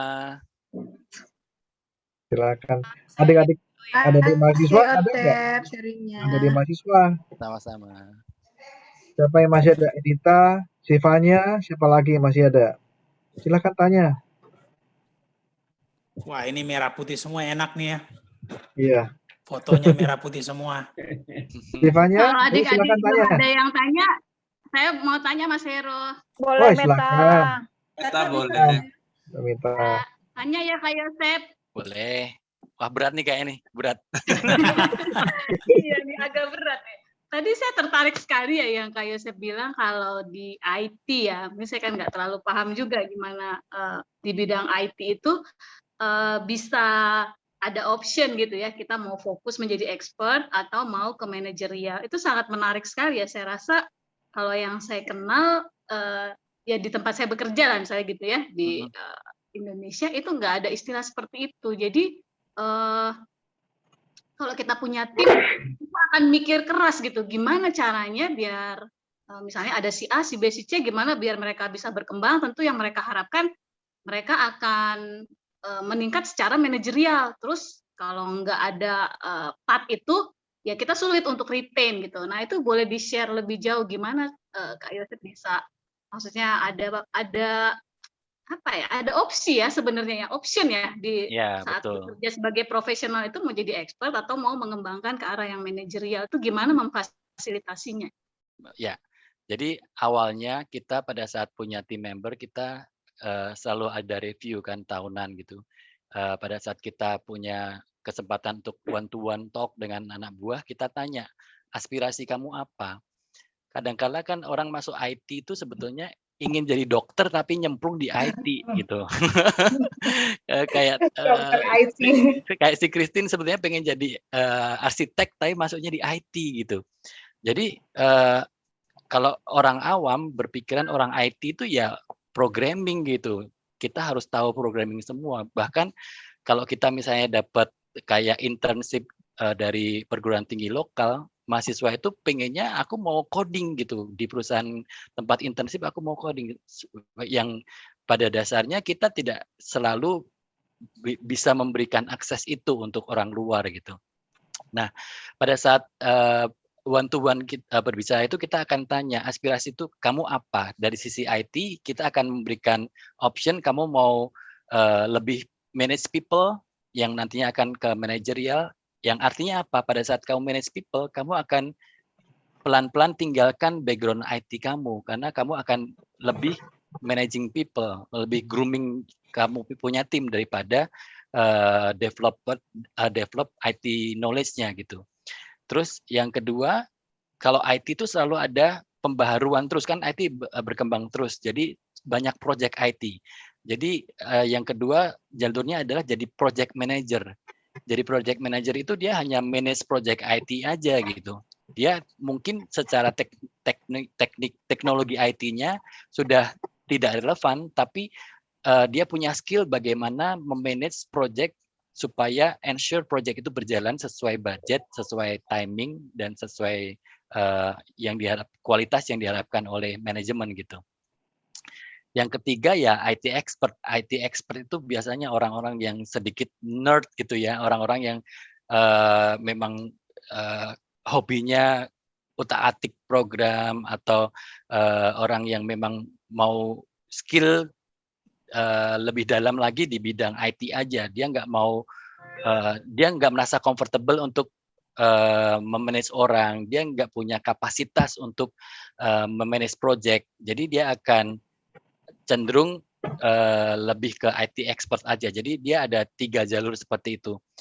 Biasanya di organisasi-organisasi yang besar, IT expert akan sangat mudah digantikan. Kenapa?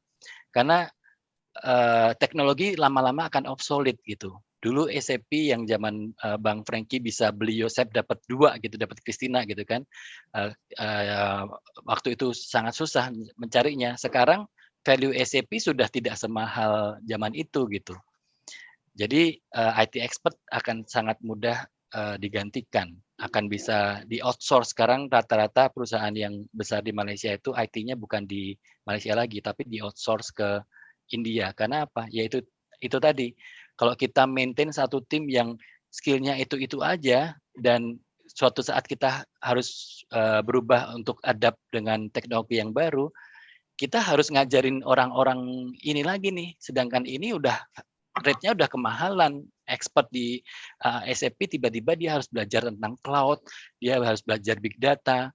Selain kemahalan, otaknya mungkin juga udah tumpul gitu, udah semakin tua gitu ya, udah susah manage-nya, ya lebih gampang diganti gitu istilahnya gitu. Jadi kalau kita memilih jadi IT expert, biasanya kekurangannya di situ, dia akan lebih mudah diganti gitu.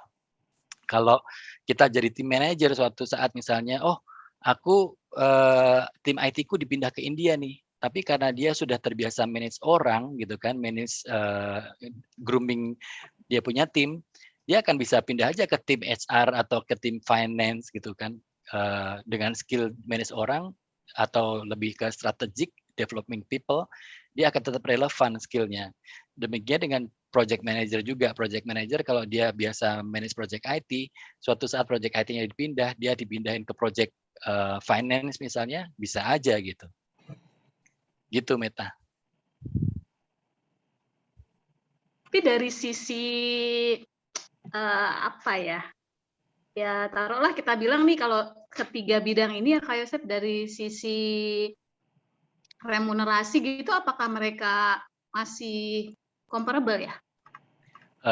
Mereka ada di grup yang berbeda gitu, dan biasanya HR akan benchmark tim manager rate-nya berapa, IT expert rate-nya berapa, PM rate-nya berapa, dan ya, benchmark itu dilakukan setiap tahun karena ya tiap tahun kan rate-nya berubah gitu. Oke, thank you Kak Yosep. Sama-sama. Pokoknya masih bagus lah Meta, orang ringgit masih lebih tinggi lah dari rupiah. Iya, maksudnya kan kalau kita ya, ya saya nggak tahu kalau di IT gimana gitu ya kayak saya. Tapi kalau di kami di R&D gitu ya, pasti kita masih menilai, ya kita nggak melihat lah bahwa jadi expert chemistry gitu, chemistry expert selamanya misalnya, jadi chemist selamanya.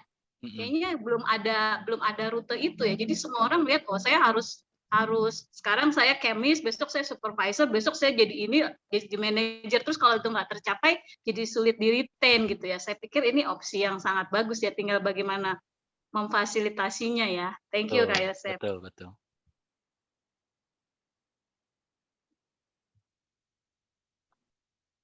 Thank you dari saya udah cukup. Silakan teman-teman yang lain.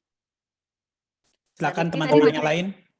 Oh ya, sebelum mungkin ada pertanyaan lain dari mahasiswa atau dari teman-teman, mungkin tadi saya koreksi sedikit ya, karena mungkin saya tadi menyebutkan kalau Mbak Rini itu posisinya di university kan sebagai profesor,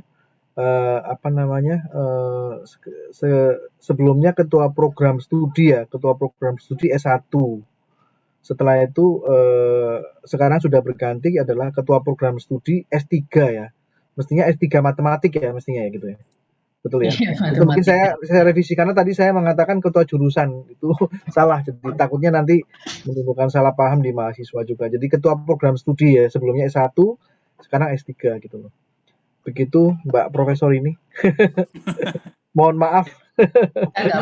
Salah penyebutan. Karena departemen lebih tinggi ya nanti posisinya lebih tinggi. Betul. Iya, jadi masih di program studi matematika murni ya. Masih. Baik. Silakan teman-teman yang mau tanya atau komen. Nggak ada lagi. Kalau nggak ada mungkin Mbak Betty? Adalah kan tadi kata Mas Hero mahasiswa harus ada bertanya tadi. Ya, ayo ada mahasiswa. Mahasiswa harus tanya dong. Ya, dari situ belajar aktualisasi diri juga kan. Ini mahasiswanya masih ada? Kayaknya Silvanya ada kayaknya. Waduh, tadi saya japri kayaknya takut. Jadi malah takut saya. Saya encourage untuk tanya malah takut jadinya. Ini ada Elvi yang didoain Bu Rini tadi. Elvi gimana? Iya, ada Elvi ya. Mbak Elvi gimana nih Elvi nih? Elvi gimana? Ada nggak Elvi? Toman? Ada. Elvi angkatan berapa ya? Saya lupa. 91, sorry. 1 Mas Hero. Oke, gimana ceritanya? Pergumulannya gimana sekarang? Ya, puji Tuhan sudah mulai membaik. Ini hari yang ke-6. Cuma kan kemarin waktu kita swab positif.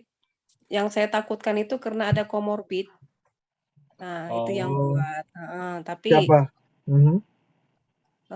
Tapi kemudian saya telepon dokter yang biasa saya konsul.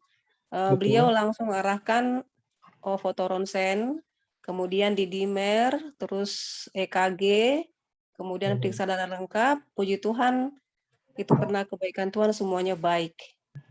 Dan saya disuruh isoman di rumah saja.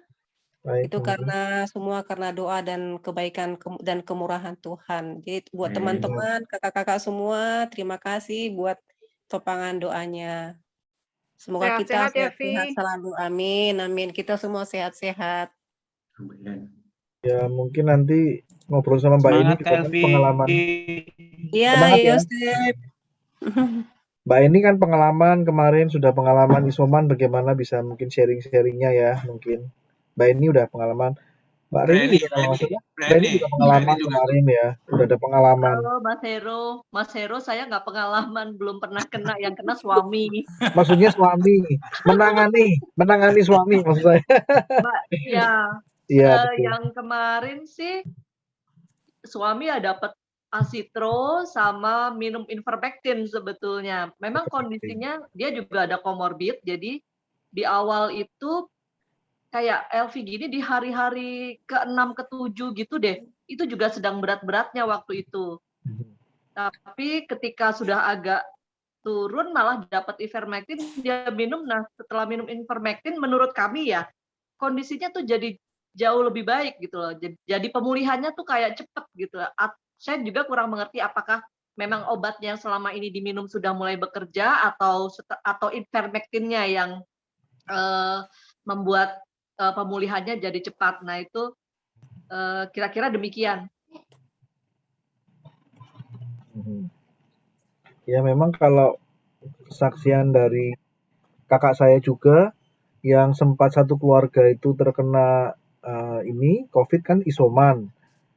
Beliau kakak saya sudah 54 juga dia, kelahiran tahun 65 kan, 50 berapa? 50 udah 55 ya, 55 lebih. Nah, itu mertuanya juga udah tua, udah di atas ya hampir 60 juga.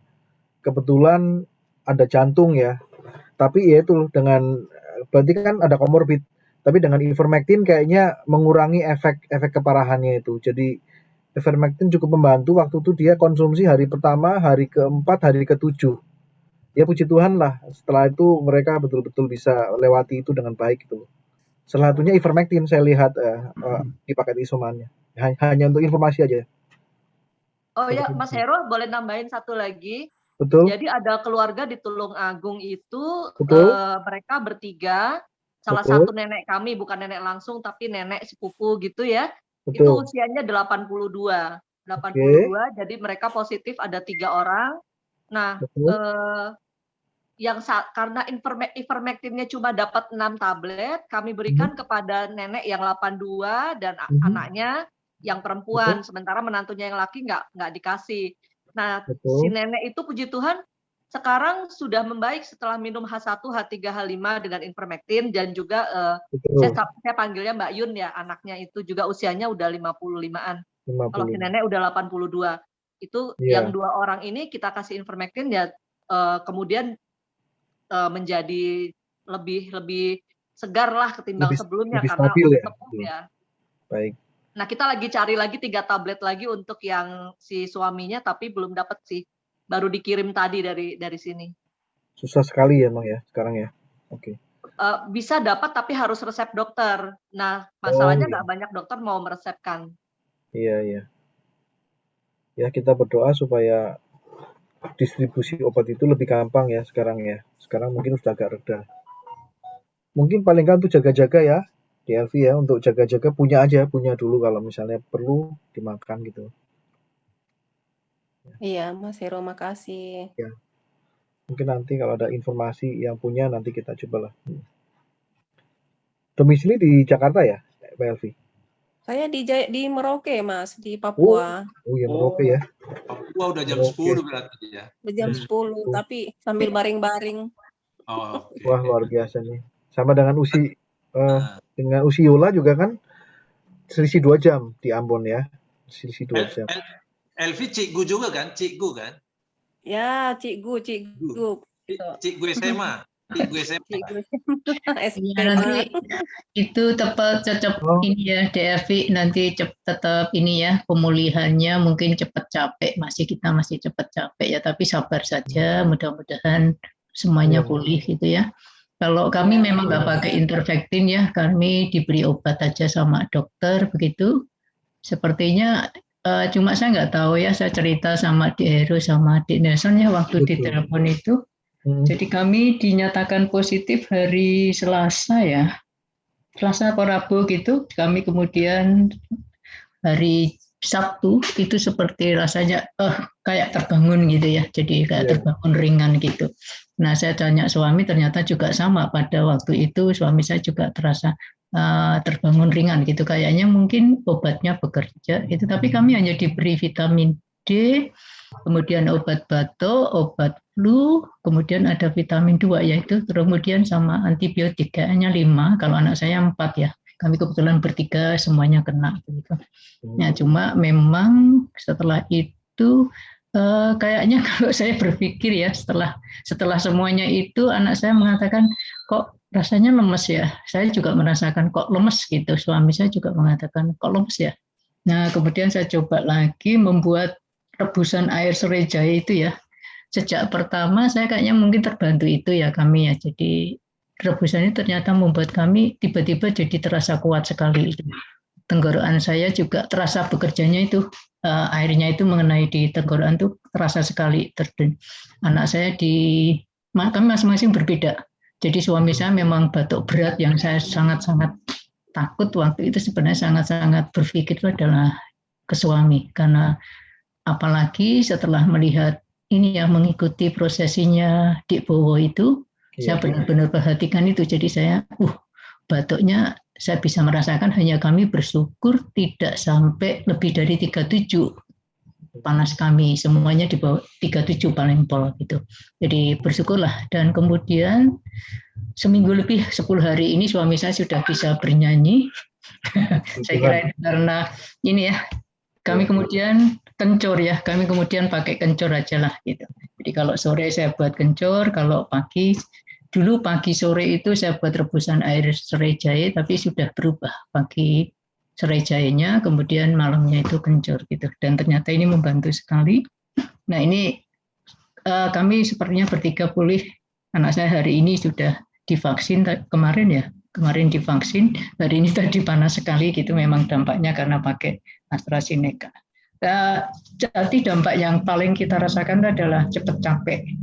Monggo Mbak Evi nanti bersabar, mudah-mudahan pelan-pelan segera selesai, karena ada yang dampaknya sampai 1 bulan selesai, ada yang 6 bulan, ada yang 7 bulan. Saya kira semuanya bersabar.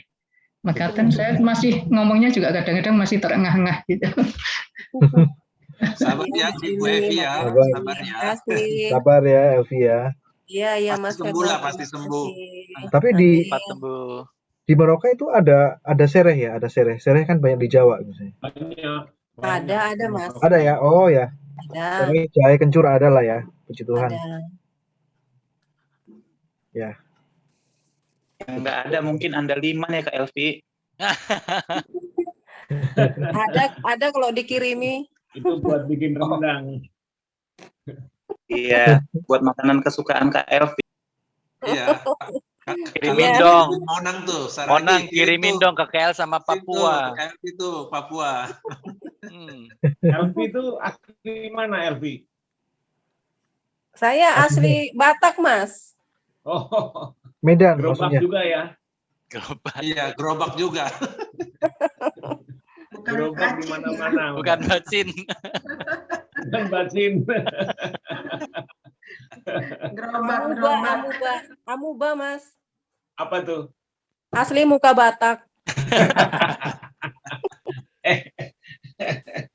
Ya, kalau ketawa lahir cepet di sembuh. Medan ya? Lahir SMA di Medan, baru kuliah di Jogja gitu ya? Iya Mas ya, betul. Medan aslinya. Iya, memang saya juga punya pengalaman itu, punya anak buah. Suatu saat dia datang main ke kantor saya gitu ya. Namanya Marwiji gitu. Nah, namanya Marwiji kan orang bilang itu orang Jawa gitu ya. Tapi kok wajahnya Batak sekali, saya heran sekali. Sampai berhari-hari itu Marwiji kok wajahnya Batak sekali gitu ya. Sampai seminggu saya masih mikirin si Marwiji itu. Nah, suatu saat sebulan kemudian saya ketemu si Marwiji, pakai tag name-nya itu bukan Marwiji lagi, tapi Harahap. Tuh, ternyata ini orang Batak loh. Saya tanyakan, Lei, kenapa kau kemarin pakai nama Marwiji, nggak pernah pakai nama Harahap? Iya Bang, saya dimarahin sama Pak Baginda Harahap. Lo dimarahin kenapa? Katanya, selama ada aku di sini, kau jangan sekali-kali pakai nama Harahap, katanya. makanya karena Pak Baginda Harahap itu udah pakai nama Harahap gitu kan, nggak mau lagi itu si Marwiji pakai nama Harahap. Jadi si Marwiji itu ganti beli tag name di Pasar Senen, tulisannya Marwiji. Gitu, bahasa Jawa sekali. Rupanya dia nggak boleh pakai nama Harahap, katanya ada dua nanti katanya. Berarti kayak itu ya Mas Hendrawan, sesama biskota dilarang saling mendahului. Ah, itu dia. Sesama biskota dilarang saling mendahului. Biasanya pangkatnya lebih tinggi ya, Mas ya? Iya. Iya. Pak Baginda Harahap tuh kolonel, Iya. kolonel Iya, senior. Marwiji itu masih mayor, jadi makanya dia begitu Pak Baginda ketemu si Marwiji itu, kok jangan pakai nama Harahap gitu. Harahap sudah nama aku katanya. Kok pakai nama depannya apa? Marwiji siap komandan. Udah, kok ganti nama Marwiji gitu kan. Pakailah dia Marwiji kan. Ketemu saya, ya ampun, kok ada ya orang Jawa kok wajahnya Batak sekali gitu. Ternyata memang dia Batak. Itu di Alam mau tanya nih, angkat tangan tuh Alam, di Alam. Yo, Silakan, ada. boleh nanya tuh?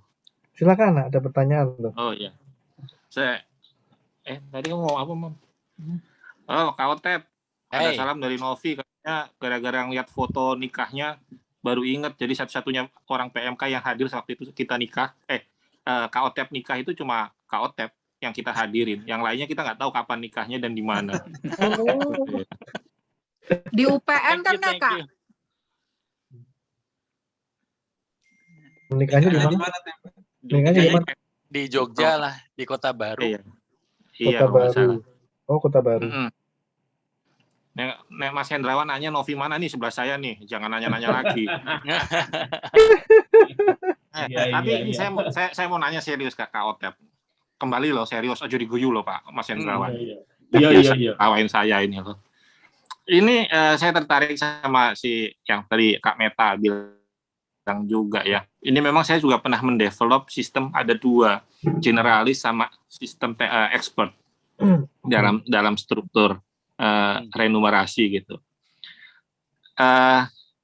Perasaannya Kak Otep ketika jadi expert dan melihat ada anak-anak yang mungkin lebih junior tapi dia memegang manajerial segala macam, itu bagaimana? Dan bagaimana Kak Otep itu bisa menerima? Karena jujur saya salah tebak nih. Dari awal saya harus perkiraan saya Kak Otep ini orang generalis, orang manajerial. Kelihatan kalau dari ngomong kan kayaknya adem banget gitu loh. Kayak disiram Blackwir gitu loh. Kayak gitu. Tidak ada berapi-apinya, tidak apa. Tapi ternyata dari orang-orang teknikal gitu. Jadi yang saya sama si Novi dari tadi diskusi gimana ya cara bisa menerimanya. Jadi kan itu kan masukan buat kami, saya terutama gitu. Kalau di kantor lihat sekarang udah banyak yang mau usia pensiun, tapi para expert gimana biar mereka itu bisa mentransfer knowledge, biar nggak ada generation gap gitu dengan anak-anak baru gitu, kayak gitu loh sebenarnya. Serius toh, jarang aku serius. Thank you pertanyaannya. Jadi ya memang itu common situasi yang Alam tadi ceritakan, bahwa seringkali orang yang udah senior nggak bisa lihat tuh kalau ada anak yang junior jadi tim lead-nya gitu. Nah, tapi sekali lagi itu perlu komunikasi dari company-nya. Jadi makanya saya bilang dari awal kita sudah set ekspektasinya correct gitu. Pada saat saya join ke Hilti, saya tidak berpikir bahwa saya itu termasuk generasi tua gitu, karena pada saat saya join Shell, saya itu termasuk generasi yang paling muda gitu. Teman-teman saya kayak Bang Frankie yang jauh lebih tua dari saya. Ups. Jadi saya di Shell merasa muda terus gitu kan. Dan pada saat ya, seperti yang saya ceritakan tadi, pada saat teknologi semakin obsolete, mereka mau pindahin ke India gitu kan, dan saya harus cari kerjaan di luar, saya baru sadar tuh pada saat saya pindah ke Hilti, ternyata peer saya fresh grade. Fresh grade. Jadi bisa dibayangkan kan seperti yang Alam cerita, tim lead saya jauh lebih muda dari saya, 5 tahun di bawah saya. Pada saat saya interview, company sudah stated upfront gitu bahwa kamu ada masalah nggak kalau misalnya kamu report ke orang yang lebih muda dari kamu, yang skillnya jauh di bawah kamu, tapi dia team manager, kamu report ke dia. Di situ saya pertama kali merasa, bisa begitu ya, gitu kan. Tapi lama kelamaan, ya dengan umur saya yang udah hampir 50, ya saya mengerti bahwa itu resiko daripada jalur yang saya ambil, bahwa begitu saya jadi expert, ya memang karir saya mentok di expert, nggak akan naik-naik lagi gitu. Nah, pada saat saya mempunyai pemahaman seperti itu, ya pada saat saya dapat komunikasi dari company bahwa ekspektasinya harusnya seperti ini gitu. Selama tidak ada komunikasi dari company, ya orang akan upset gitu pada saat, oh kok aku tiba-tiba harus report ke orang yang lebih muda, nggak bisa dong, aku lebih tahu gitu kan. Nah, company seringkali melihat bahwa orang yang expert belum tentu dia punya soft skill, bisa jadi dia hanya kerja lone ranger, dia bisa kerja bagus kalau dia kerja sendiri gitu. Nah, itu yang sekali lagi sebetulnya cara mengatasinya ada dengan set expectation right. Kalau di Hilti waktu itu orang yang ambil jalur IT expert, dia gajinya atau remunerasinya bisa lebih tinggi daripada tim manajernya. Jadi nggak ada masalah. Waktu aku join di situ ya company-nya bilang walaupun kamu report ke dia, tapi posisi kamu dan experience-mu jauh lebih banyak, ya remunerasinya atau benefitnya berbeda. Dia bilang begitu. Dia nggak nyebut angka, tapi dia bilang remunerasinya berbeda. Jadi dengan intinya komunikasi lah. Tapi ada ini nggak? Ada prosedur jumping nggak? Jadi gini, kadang-kadang kayak saya melihat gitu kan, di tempat saya gitu kadang-kadang dia milih expert, tapi setelah observasi dari melitnya, orang ini sebenarnya diharapkan kan expert plus manajerial. Betul. Benar nggak? Itu yang diharapkan seperti itu. Tapi kan tidak semua orang jadi dua-duanya, hanya bisa pilih salah satu gitu kan. Kalau dua-duanya kan biasanya terus mencela terus bikin perusahaan gitu biasanya. Kalau kayak gitu. Nah, tapi di Hilti atau di Shell sendiri ada prosedur untuk bisa jumping ya Mas? Nggak harus kalau udah ekspor aja gitu. Aspirasi itu bisa berubah kan dengan berkembangnya waktu. Makanya one-to-one review sangat penting gitu. Annual review dan mid-year review itu sangat penting karena supaya kita stay relevan. Pada saat kita melihat orang yang memang background-nya ternyata dia bisa dua-duanya dan kita ada checkpoint-nya pada saat ini kamu pengennya apa gitu. Nah kalau di Shell dulu ada diterapkan window-nya 3 tahun. Kamu untuk role tertentu hanya bisa pindah atau jumping setelah kamu serving selama 3 tahun.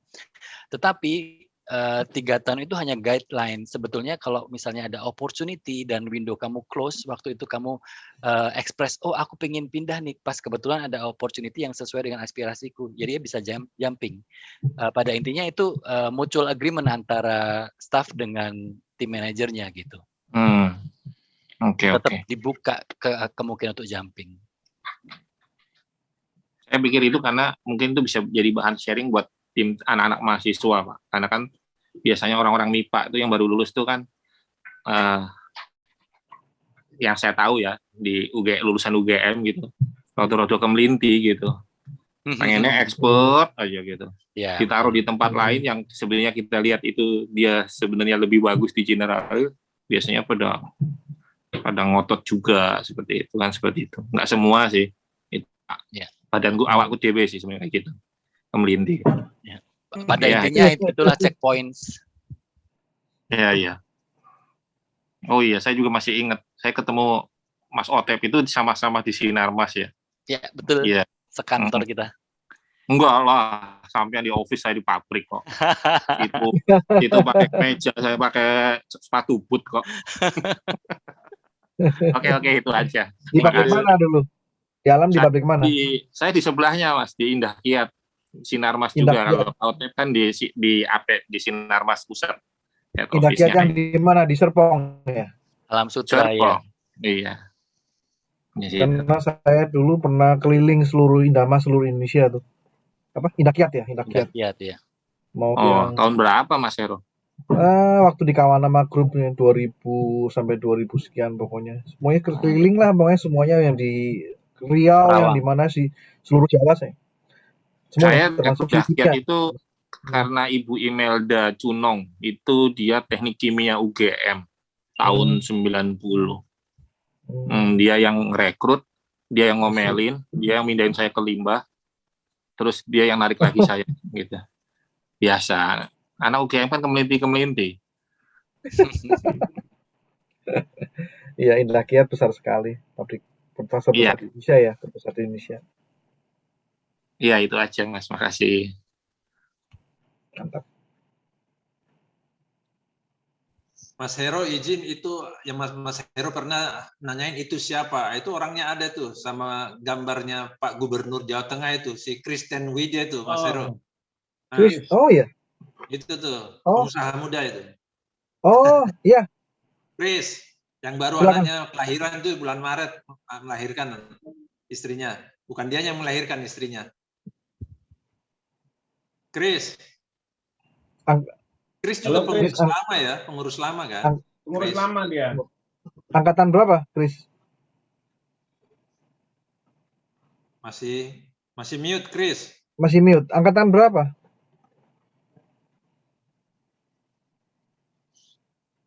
Kimia 2005. 98 kalau nggak salah. Christian Widya bukan? Iya. Kimia 2005 dong. Kimia 2000. Di bawah saya Mas kayaknya. Oh. Saya kan paling muda di sini kan. Oh. I see. Yo Mas Hendra harus komen guys. Mas Hendra harus komen. Ora. Aku di sini ini sama Novi. Paling 6. Ora minggu di sebelahku Buyang Guyuto. Domisili di Sunter ya? Christian di Sunter domisilinya. Sekarang di Semarang. Kenapa Gading kalau nggak salah? Sekarang di Semarang. Oh. Nggak tahu. Tapi Chris, saya lihat tadi, ini Chris nongol nih pengurus lama. Pengurus lama ya. Iya. Mas Lita belum komen tuh, Mas Lita sama Bang Frans. Oh iya, Mas Lita yang sama-sama di perusahaan minyak. Gimana tuh?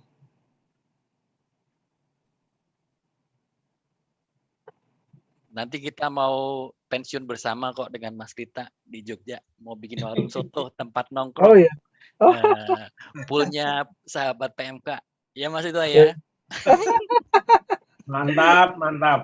Mantap. Oilman. Aku mau berguru sama Yulianto nih masalah koperasi digital nih. Selasa jadi toh? Selasa jadi ya? Selasa jadi ya?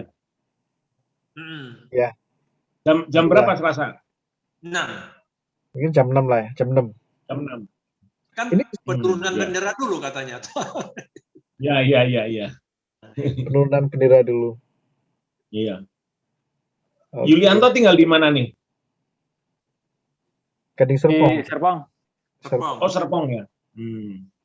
Iya kapan-kapan ketemuan lah. Saya pengen ngobrol nih. Siap, Mas Hendrawan. Aku juga ingin belajar tuh. Udah mau ingin belajar. Marekon Serpong. Marekon Serpong. Berarti Gading Serpong ya berarti ya? Ya, dulunya Gading Serpong. Gading Serpong. Oh, udah berubah namanya jadi Sumarekon. Ya, setelah bubaran itu jadi punya sendiri namanya. Oh, I see. Gerejanya di mana? Gerejanya? Di Betel. Oh, di Betel ya? Ya. Di Gading Serpong kan ada GKI juga yang gede itu, GKI Gading Serpong itu. GKI Gading Serpong. Yang di Penabur itu loh. Oh iya. Itu tempat sekolah semua anak saya sekolahnya situ. Dekat sekali. Di situ. Dekat sekali. Iya, dekat ya? Rumah. Oh, iya. Iyalah kalau sudah bisa ini nanti kita ketemu. Siap. Ngobrol. Oke, saya pamit dulu ya, teman-teman ya. Yuk. Oke, baik. Sampai ketemu ya. Sampai ketemu. Baik. Hari ini sampai ketemu semuanya ya. Oke, terima kasih. Salam buat keluarga. Terima kasih ya, Pak Otep.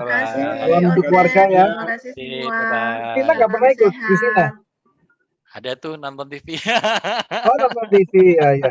Kapan-kapan muncul lah ya. Sip. Oke, bye. Oke. Bahana terima kasih. YouTube berikutnya. Lagu YouTube berikutnya ditunggu. Sudah banyak di channel GKBI. Banyak ya. Itu berarti tadi yang nyanyi Christina tadi. Yang nyanyi Christina. Oh ya. Luar biasa talenta nyanyinya. Ya, Iya, bagus. bagian dari pelayanan kita. Oke, bye-bye. Bye bye. Terima kasih. Ya semuanya ya.